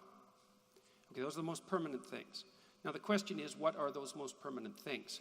And one answer would be the fundamental material substrate of the world. And that's true. I'm going to leave that be. Like, we're evolved to deal with gravity, okay? But there are other elements that are higher order abstractions in some sense that are also apparently hyper-real. So for example, there's a problem that we have a bifurcated brain. The question is, well, why do we have a bifurcated brain? And the answer seems, and not just us, animals too. And the answer seems to be, well, there's two necessary ways of looking at the world, and they have to be in conflict to some degree in order to work properly. The right hemisphere mode and the left hemisphere mode. The right hemisphere mode is a lot more metaphorical than the left hemisphere mode. The right hemisphere is the hemisphere that seems to deal with exceptions to the rule. And it seems to deal with exceptions to the rule by treating them, by aggregating them, and then trying to recognize patterns that unite them as a corrective to the totalitarian system in some sense that the left hemisphere imposes. You could say that the right and the left are adapted for something like explored territory for the left and unexplored territory for the right. I've characterized that as order versus chaos. And I think the religious landscape is good versus evil, to Sam's point that we should strive for a good life, on a landscape of chaos versus order. And I think that landscape is permanent. Now, I know we've moved from our African ancestral homeland, but this underlying abstraction, this underlying this underlying reality is so profound that it maintains its validity across all sets of potential environmental transformations. Well, okay. Okay, can I just jump in here? Because here's why, just to seize on one piece you put in play there, here's why good and evil can't be permanent in the usual sense, certainly not in the Christian or Judeo-Christian sense. One is the Judeo-Christian notion of good and evil doesn't even map on to Eastern religion. Sam, you made a good evil versus evil claim in the moral landscape. No, but it's also in an Eastern context, in a Buddhist or Hindu context, the evil isn't really evil, it's just ignorance. Now, you might dispute that. You might say, well, that's not really, they haven't met a sufficiently evil person if they could think that. But the reality is that there are billions of people who have a different rubric under which they look at these things. Sam, you can't make that case. But let me add another piece here, We need to ask them. Okay. You guys need to vote. Do you guys want this conversation to continue, or do you want Q&A to begin? I don't know which one you're cheering for. Give them a pause and ask about Q&A. First group is the group that wants this conversation to continue.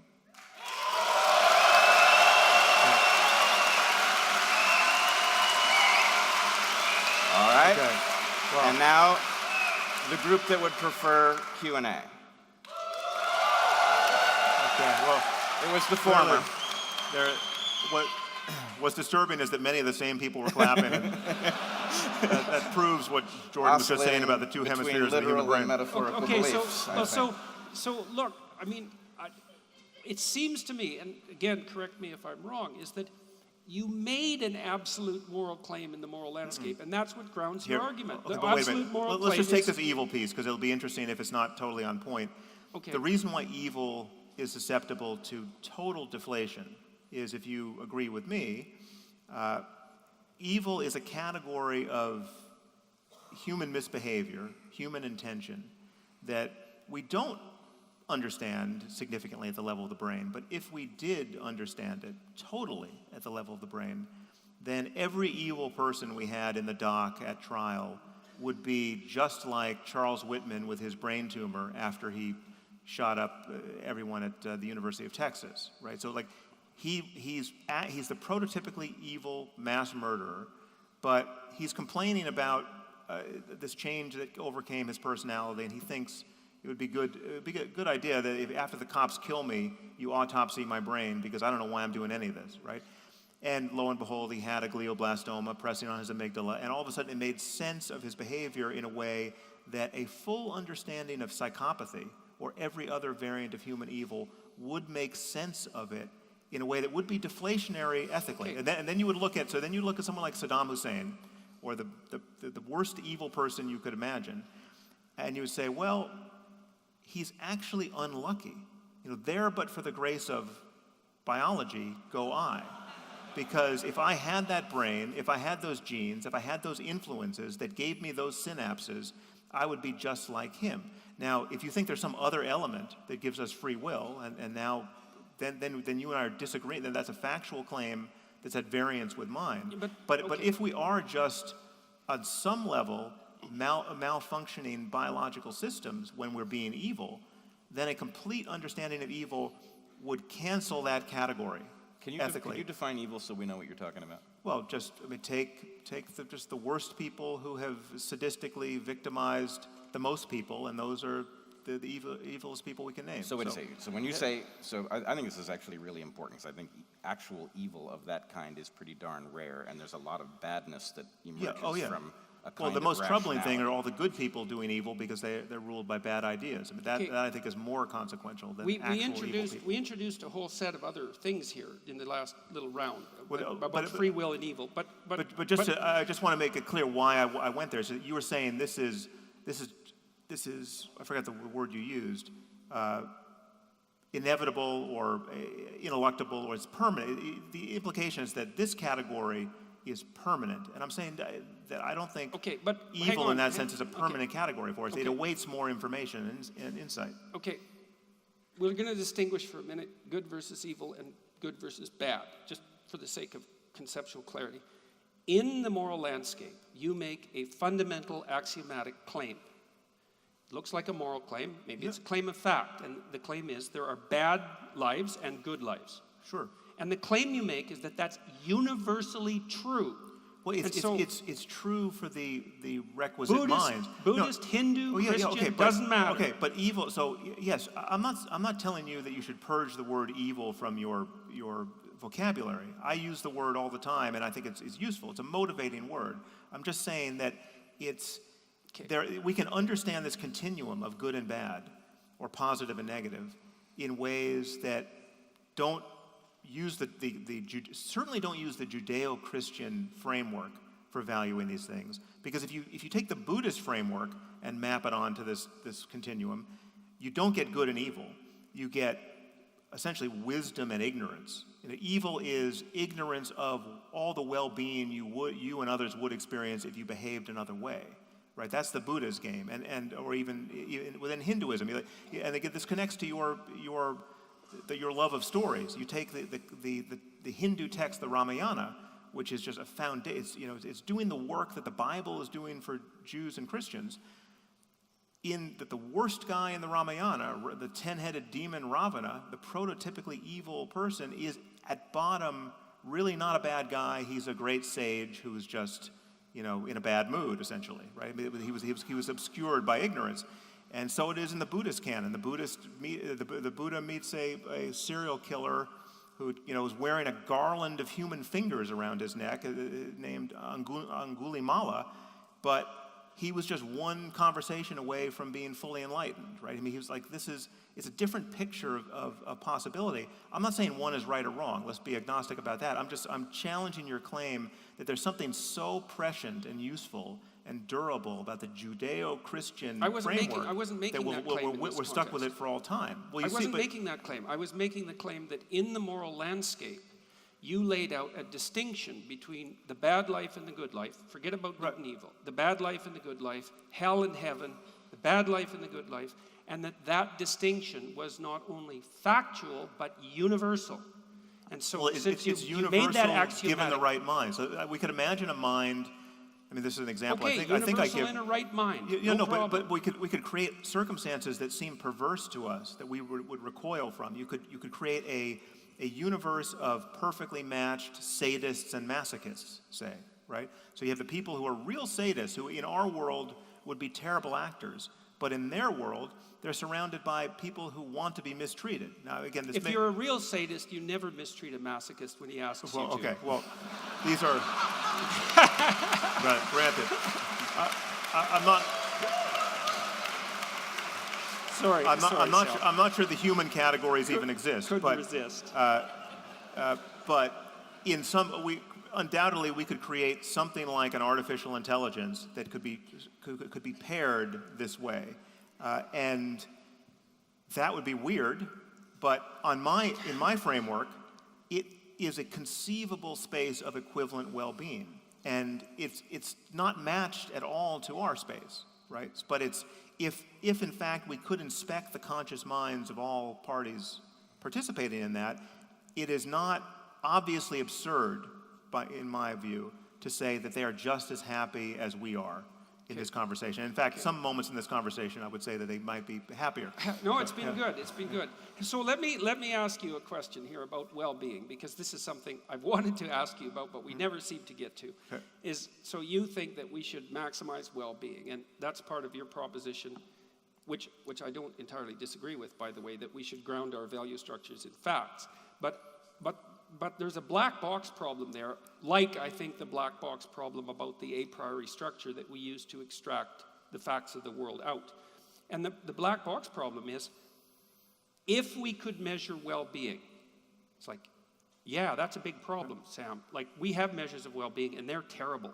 Yeah. Like, they are. No. I'm agreeing. I don't think.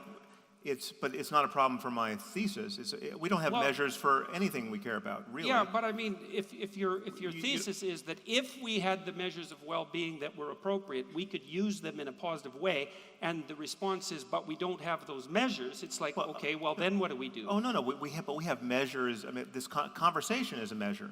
I don't like that. That's a measure, right? You step on my toe and I say, ow. That's a measure. Don't do that again. But that's not a measure of your well-being. It might be a measure of your trait neuroticism. Well, it's a measure of. But I mean that. These are non-points. No, but You I mean this technically. Yeah. If you look at the well-being measures that we have, Yes, they degenerate into measures of neuroticism. No, that's we, all we, they are. But we don't have measures of certainty, of belief, of compassion, of joy, any of these conscious states. We have neural correlates of some of them, but we don't have. There's no then how do helmet we use, I can put on how you. do we use hold on. facts about them to orient ourselves in the world then? Because we're doing that. We're doing this all the time. You've got an instantaneous measure, though. You've got an instantaneous measure of well-being. We can all check with ourselves, see how we feel. And it's possible to be wrong about that. Right. Always, Sure. always Okay. wrong Sure. about it. But it degrades as you get away from the individual's ability to check internally. On the Well, other even hand, the internal thing isn't reliable It's because not lots of times reliable you're and- happy when you're doing things that well, are sure, terrible and for you could yourself. take a drug that would make you feel very good and would cause you to take apart your own life because it would You mean like remove- cocaine, for right. example? It would destroy the motivational structure that gets you to do stuff of value that you're Right, so we justified in. can't use emotion, moment-to-moment emotion, as an indicator Right, of well-being. the instantaneous is not good. But you have a parallel problem. It looks to me like the exact mirror image, which is that you've got an integrative, long-term measure of well-being instantiated in an evolutionary belief system, but it's coming apart because we are living in circumstances that are less well mirrored. The present does not mirror the past, and therefore these truths, which you believe are timeless, are degrading rapidly. That's part of that's exactly right, yes. Okay, so what Sam is arguing is that the tools to pivot in order to improve our way of interacting, those are not the tools of long-standing tradition. Those are the tools of rational engagement. Respect for that process is part of the long-standing tradition. Yes, that's true. Yeah, but that's a big truth, man. I agree. That's a major league truth. I And agree. in fact, I would say the fundamental tradition, the most fundamental tradition of the West, says that respect for the process that updates moral judgment is the highest of all possible values. And that's also built into the tradition, strangely enough. I agree it's built into the tradition, but I would argue that it is very likely to be compartmentalized. In other words, I was a little bit struck when you said that, what did you say about scaling? You said that that good reasons scale and bad reasons don't. isn't that the opposite of the truth? No, If you're calling these stories that give prescriptions for how to behave bad ideas, the point is those stories propagate very easily. So if we want to talk about the gun and whether it is loaded, the idea that the gun is definitely loaded, that scales really easily, right? You can pass that along in one sentence. And the people can get it. consequences On the of other being hand, wrong about a loaded gun also scale, right? So, no. Well, they If should. you want to talk to people about very small possibilities of very dire things happening, they trip over it. It's a hard thing to get. It's almost impossible for children to get it. So the point is, the one thing does scale, a story that says, yeah, every gun is loaded. It's a false story, but that one definitely scales. Yeah. The statistical reality of guns and the fact that they may indeed be unloaded, but you don't want to play around with the remote possibility that one day you'll get it wrong, right? That doesn't scale because it requires you to have experience with stuff that is not common. Right. Well, so there are two things there. One, you bring up an ancillary but very important point, which is that moral progress here is often the result of moving from our story-driven, protagonist-driven intuitions to something far more quantified, right? So I mean, there's a classic, moral study done by Paul Slovic, who I'm sure you are aware of, where you tell people about one needy little girl in Africa, and you give her a name and show her picture, and what you elicit is the maximum altruistic, compassionate response from subjects. You go to another group of subjects, you tell them about the same little girl, give her the same name, but also tell them about her needy little brother, right, who has the same need, and their response diminishes, right? Just the addition of a single person diminishes the response, and this is a moral fallacy that we're all living out every day, because if you care about this one little girl, you should care at least as much about the fate of her and her brother. And when you add statistics No, to it... no, you shouldn't, because No, you'll no, you exhaust should. yourself. No, you shouldn't. This is a because bug, you'll not a exhaust- feature. Man, you'll exhaust yourself in the attempt. No, because we need... What, are you willing to care for 100 people with the same intensity that you care for one? This is what this software flaw gets us. It gets us people who will watch for hours a day with effortless and tear-stained compassion the saga of the little girl who fell down the well, but who will blithely turn the channel when they're hearing about a genocide that is raging and hundreds of thousands have already died. Sam, right? listen, guys. This is something we have to. If you let the we have full to horror, correct for this. No, I'm not talking about person. No, but you're misunderstanding me to great effect here. That I'm not saying that you should personally be overwhelmed by the death toll every day. I'm not saying that it's functional for you and I to each personally get up each morning and just drink deep of the full horror of all the bad luck that is spread. No, maybe it is, but maybe we can't handle it. But as societies, we need, when you're talking about how we spend our money, how we apportion foreign aid, the kinds of wars we fight or don't fight, the kinds of then we have to correct for what is in fact a moral illusion, which is we know that if we tell we tell one compelling story about a little girl, right, we could go to war over that, right, whereas we won't be motivated by a genocide. That's the kind of thing that moves whole societies now. And if you add to it the bogus religious sanctities, if we burned a Quran on this stage tonight, the rest of our lives would be spent in hiding, right? Because of how motivated people would be to address that pseudo problem, right? That's the world we're living in, and civilization, insofar as we have a purchase on it, is a matter of correcting for those errors. And but religion, for the most part, not across the board, but for the most part, is standing in the way of those course corrections.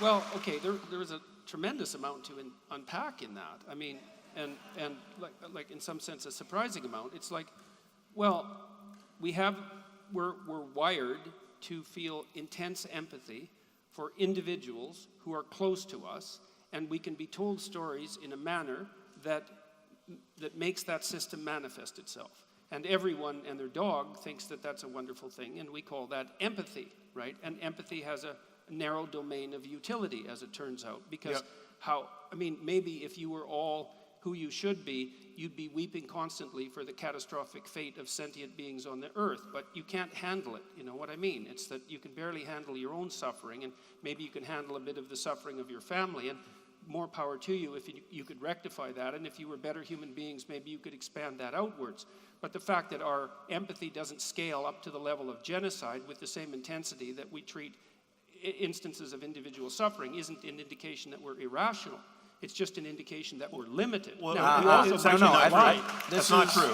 I think this is an indication of exactly the problem of our evolved structures not matching the present. Because the point is... Well, they do match because we take care of our families. No, but they don't match because if you encountered the starving girl, that's some sort of it's a crude measure of suffering in your local environment. Were you in the past? Now that you can encounter this girl on the television, it's not clear what it should mean to you. Right. Right? You can't calibrate it might how mean many... get your act together. Right, and so the point is, your indifference to a genocide, which is an abstraction, right, is altered should you see pictures of the bodies, for example.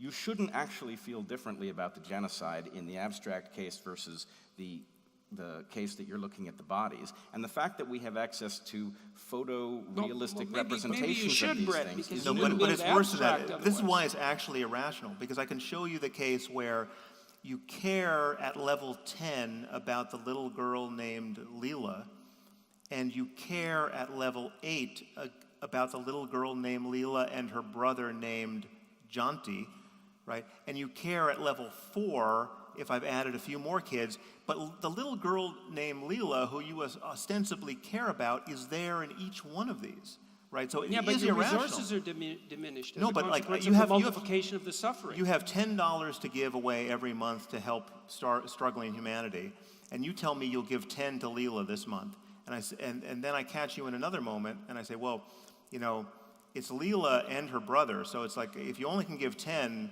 I understand, but the problem's actually worse than I suspected, and you say, well, actually, I'm just going to give 8. Right? It's not coherent with how much you cared about Leela in the first place. We do know quite well that the heuristics that we use to orient ourselves in the world can be placed into frameworks where they produce contradictory outcomes. But that doesn't mean that the heuristics themselves are deeply flawed. It's a problem with the work of people like Kahneman and Tversky. Yeah, is they take perfectly valid heuristics.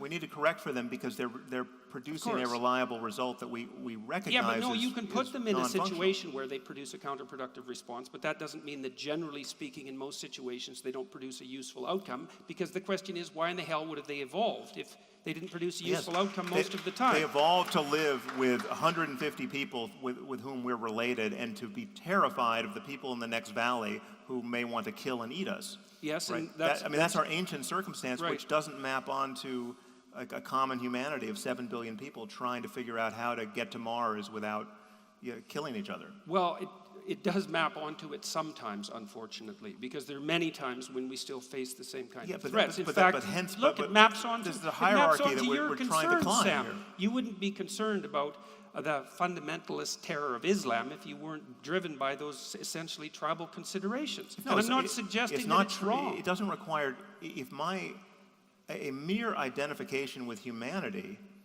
it can ground not wanting to be murdered by people who are identified with a subset of humanity, right? Like, I don't need to be part of a smaller tribe to care that people will murder me over burning a Quran, right? It's clearly counterproductive that we live in a society where some objects are held with such totemic attachment for irrational reasons by many, many millions of people, where that you should be sympathetic with this. Our free speech is actually canceled on this point, right?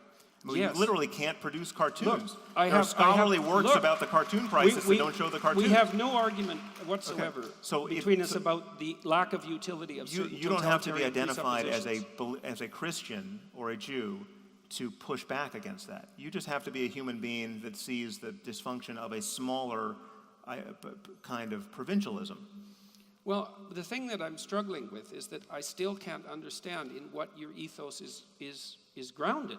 Because you claim like a transcendental rationalism, but you won't identify the structures that produce it. It's a black box. And when I try to push you on the absolute nature of your ethical claim, which is that the bad life is worse than the good life, and that we should, in fact, universally work towards the good life, it doesn't seem to me that you'll accept the proposition that that's a universal claim. It is.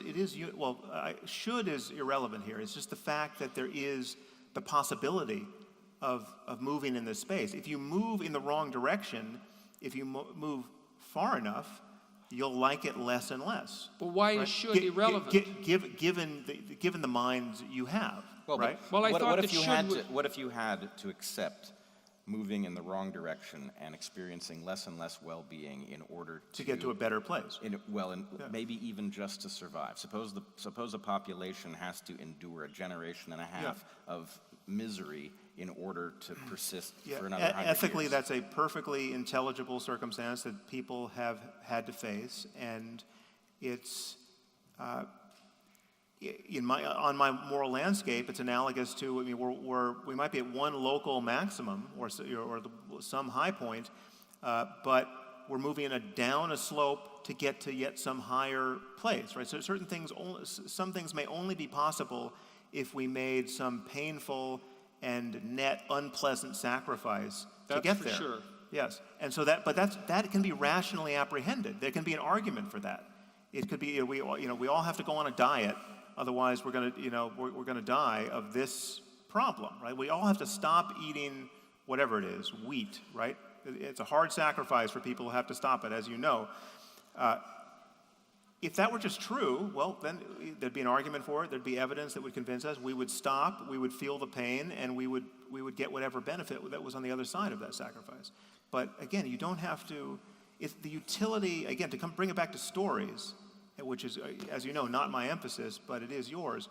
The utility of stories is not something I'm arguing against. I mean, there's no question that certain stories are incredibly compelling, and in our conversation with one another, the moment you begin to frame something in terms of a story, people become much more interested, right? Like if 90% of what we said together tonight were framed, each point we were making as a matter of philosophy or science were framed in, well, actually, yesterday I was walking down the street and I met this guy, who's a terrifying looking guy, and all of a sudden people become much more interested, right? And then that's not an accident. And that says something deep about us that we could understand in evolutionary terms, and we might in fact want to creatively leverage to be better people and to have better conversations. Definitely. Yes. So that's what I think there's I'm nothing doing. There's nothing that I say in opposition to religious dogmatism and religious sectarianism that discounts that reality. And that's a psychological reality. It's a cultural reality, and I'm not against making the most of it. My basic claim, however, is that we never need to believe that one of our books may not have a human origin in order to do that effectively. You can be just as compelled by the example of somebody like Jesus or some more modern person who strikes you as a moral hero and deeply wise, without believing anything on insufficient evidence. And as you alluded to, purely fictional stories about superheroes can have immense effect on us, and that's something we could understand and also leverage. But again, that takes us out of the religion business, and that's all I've been arguing for. So do you really believe that that the belief in the supernatural aspect of these stories never alters the calculus of what people should do? That the divine nature of a story about Jesus doesn't motivate people to do something that they might not have the courage to do otherwise? The belief that they might end up in heaven because their good work is going to be observed doesn't alter their behavior? Well, yeah, I know it alters their behavior, but rather often for the bad. Well, no, I mean, this is what worries me about. I think there's something. There's a profound net negative that we are paying the price for every day by believing in paradise, right? A belief that this life, it probably doesn't matter very much at all because we get what we really want after we die is, forget about the evidentiary basis for that belief. It's ruinous for prioritizing what we should be prioritizing in this life. And I agree with that, by the way. Yeah. Okay, well, that's interesting. Yeah. Yep. So, let me ask you this. I hear from you what might be a kind of confirmation bias, where I hear that, we've got a mixed bag. You've got supernatural claims. These supernatural claims, we all agree, have effects on the way people actually behave. And you're quite focused on the negative, and you tend to discount the positive, which might be an artifact of the fact that we're talking about the present, and therefore maybe something that's not well matched to these stories, or it might be from the idea that you have the sense that there is actually a bias, that these belief structures do and have always produced more harm than good. And also my sense that the positive can be had without those structures. So if you're talking about the contemplative experience, is it possible to wake up tomorrow morning feeling like Meister Eckhart, right? Feeling like you're just inseparable from the pure capital B being that is consciousness, right? And there's no separate self there, right? Like a self-transcending union with everything you can perceive, right? I think that can be had without any kind of religious dogmatism. That's just a matter of paying close enough attention to the nature of consciousness. So the contemplative life is one baby in the bathwater we can save. The ethical life is another baby we can save. You don't have to presuppose anything on insufficient evidence to argue about what is right and wrong and good and evil in the 21st century. And so is it fair to call that a hypothesis, that not just for some people, but for everyone, the level of well-being can be enhanced through rational interaction with the questions that dictate what we do? Is that a hypothesis? Well, that's a hypothesis. The one additional fact that makes that more or less moot is that on certain points, even if we felt that really believing the fiction was advantageous to people, depending on which fiction you're talking about, there's too much evidence against it. You can't decide to believe something for which you have no evidence simply because of the good effects, the good experience it will give you, or you imagine it will give you. I mean, that's why Pascal's wager never made any sense. I mean, you can't say, the only way you can believe something to be true, really true, not just metaphorically true, is to believe that if it weren't true, you wouldn't believe it. That you stand in some relationship to its truth such that that is the reason why you believe it. Now, you can't be telling yourself, I have no evidence for this thing, but I know life would be better if I believed it to be true, and so therefore I really believe it's true. You don't think people do that all the time? I don't think they do. I think they do things much more like we're talking, the metaphorical truth we're talking about. We act as if things are true without forming any strong propositional claim, and that's fine. That's fine. That has its own utility. I mean, you don't think this is basically, we all suspend disbelief when we go and watch a movie, and we sort of entitle the movie maker to set the ground rules of the space, and if it's Harry Potter, then there are magical things that can happen, and if it's some other story, maybe there aren't. So we all have a mechanism whereby we know we can suspend disbelief, and it's interesting to me that you seem not to imagine that people are doing that with respect to metaphysical beliefs that have implications for what the right actions that they should take are. Why wouldn't it be the case that same sort of mechanism would apply? Well, it does apply, but there are people who are clearly doing much more than that. So I'm not, if that's all people were doing under the aegis of religion, I wouldn't spend much time worrying about religion. To some degree, that's what people do, as you say, going into caring about things that at bottom we really shouldn't care about. So the World Cup is on right now, and we literally billions of people care down to their toes what happens to this little ball as it traverses a lawn, right?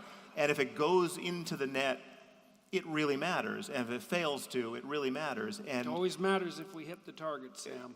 But this is something we have manufactured to care about, right? It's something that speaks to us unbelievably. It's quite literally a game. This is a game that people are playing, but some people take it taking it further than seems truly rational is part of the fun. But the people who can't turn that off. It's a metaphor. Soccer's a metaphor. Yeah, but there are people who the fullback who kicks an own goal and then goes back to his South American village and gets murdered, right? He's surrounded by people who are taking the game too seriously. Yeah, okay, I agree. Yeah, and so my problem with religion is that so much of the time we're meeting those people, and we're not criticizing those people. We have no place to stand to criticize those people because we're so attached to the game. Fair enough. Look, why don't we do this? Why don't we each take 3 minutes to sum up? So I think, we are there. We are at the end of time. So why don't you each take 3 minutes, sum up, and then we'll call it good. Yep. Okay. Sure. Okay. Sam went last. You want to go first here? Okay. So there's lots of things about which Sam and I agree, but the devil's in the details, of course. I'm very sympathetic to his claim that we need to ground our ethical systems in something solid and demonstrable. My problem is I'm not sure how to do that. I don't believe that you can derive a value structure from your experience of the observable facts. There's too many facts. You need a structure to interpret them, and there isn't very much of you. And so part of the way that that's addressed neurologically is that you have an inbuilt structure. It's deep, it's partly biological, it's partly an emergent consequence of your socialization. And you view the world of facts through that structure, and it's a structure of value. Now that structure of value may be derived from the world of facts over the evolutionary time frame, but it's not derived from the world of facts over the time frame that you inhabit, and it can't be. So the problem I have with our discussion so far isn't really any of Sam's fundamental ethical claims, because I do believe there's a distinction between the hellish life and the heavenly life, say, the life that everyone would agree was absolutely not worth living, and the life we could imagine as good. And I do believe that we should be moving from one to the other. The question is exactly how is it that we make the decisions that will guide us along that way? And I don't believe we can make them without that a priori structure. In fact, I think the evidence is absolutely overwhelming that we can't, and I mean also the scientific evidence. And I would like to go further into the devil that's in those details. And so that's my situation at the moment.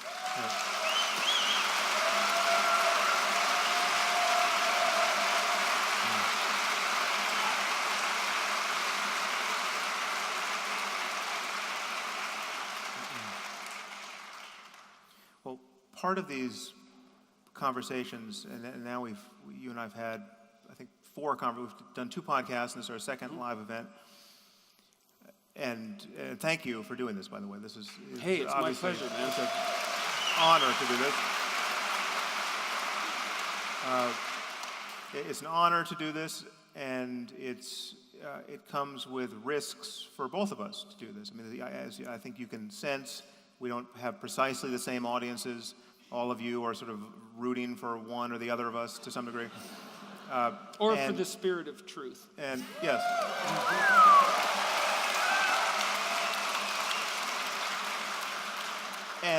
But clearly the conversation is the point, right? This is not, though this conversation had the character at many moments of a debate, I don't think either of us view it as a debate in the trivial sense. It's not about point scoring. It's about making sense in a way that's consequential, because we're talking about issues of great consequence. And you obviously care about these things, and it matters whether we converge on the most important questions in human life.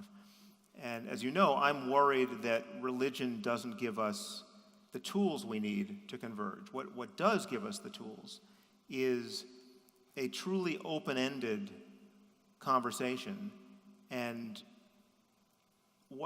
then you simply have to look honestly at the obstacles toward any conversation being open-ended.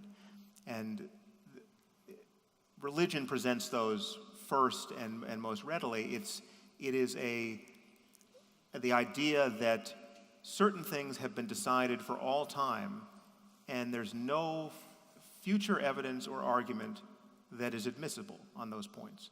Now, that is clearly bad everywhere in science.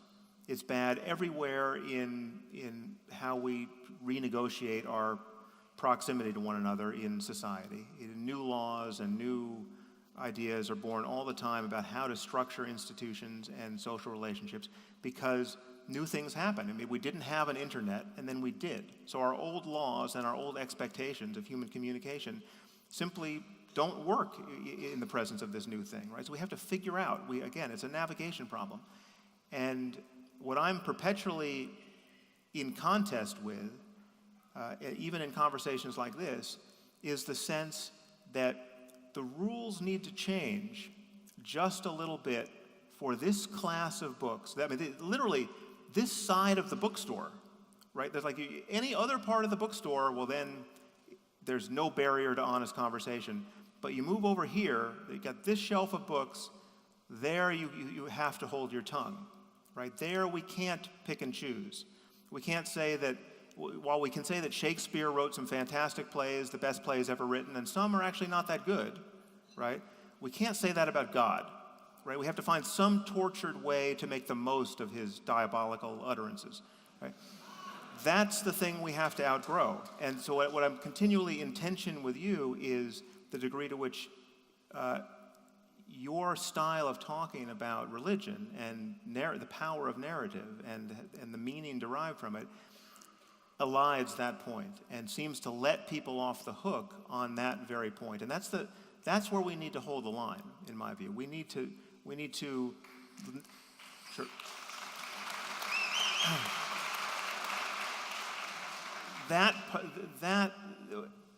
it has to be clear to us at this moment in history that no one has the right to their religious sectarianism, really. I mean, up to the point, clearly, that there's a World Cup version of it that is benign.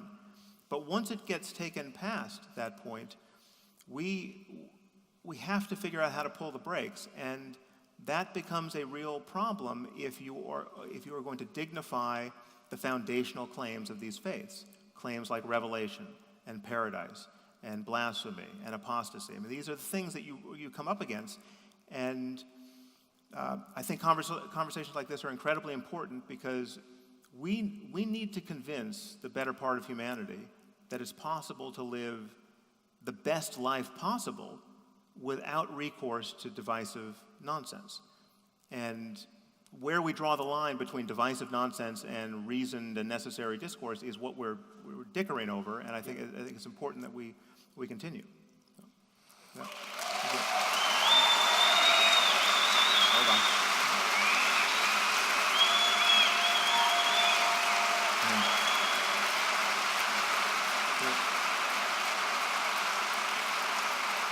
So, in closing, let me say, first of all, I'm tremendously honored that you asked me to moderate these debates. Fantastic. Thank you.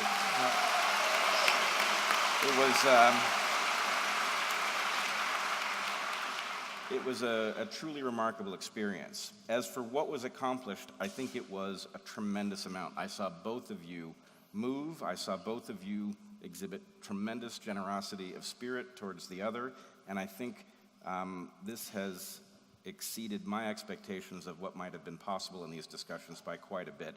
And that also, I will say, has a lot to do with the fact that for reasons I think none of us can explain, a huge amount of people, a huge population seems to care about these issues because they matter a great deal. So anyway, I think this has been a very successful exercise, and I think you can both justly be quite proud of what you've done. Yeah. All right, let's give a huge round of applause for our speakers tonight. Pleasure. You continue. Well done. Thank you so much. Thank you very much.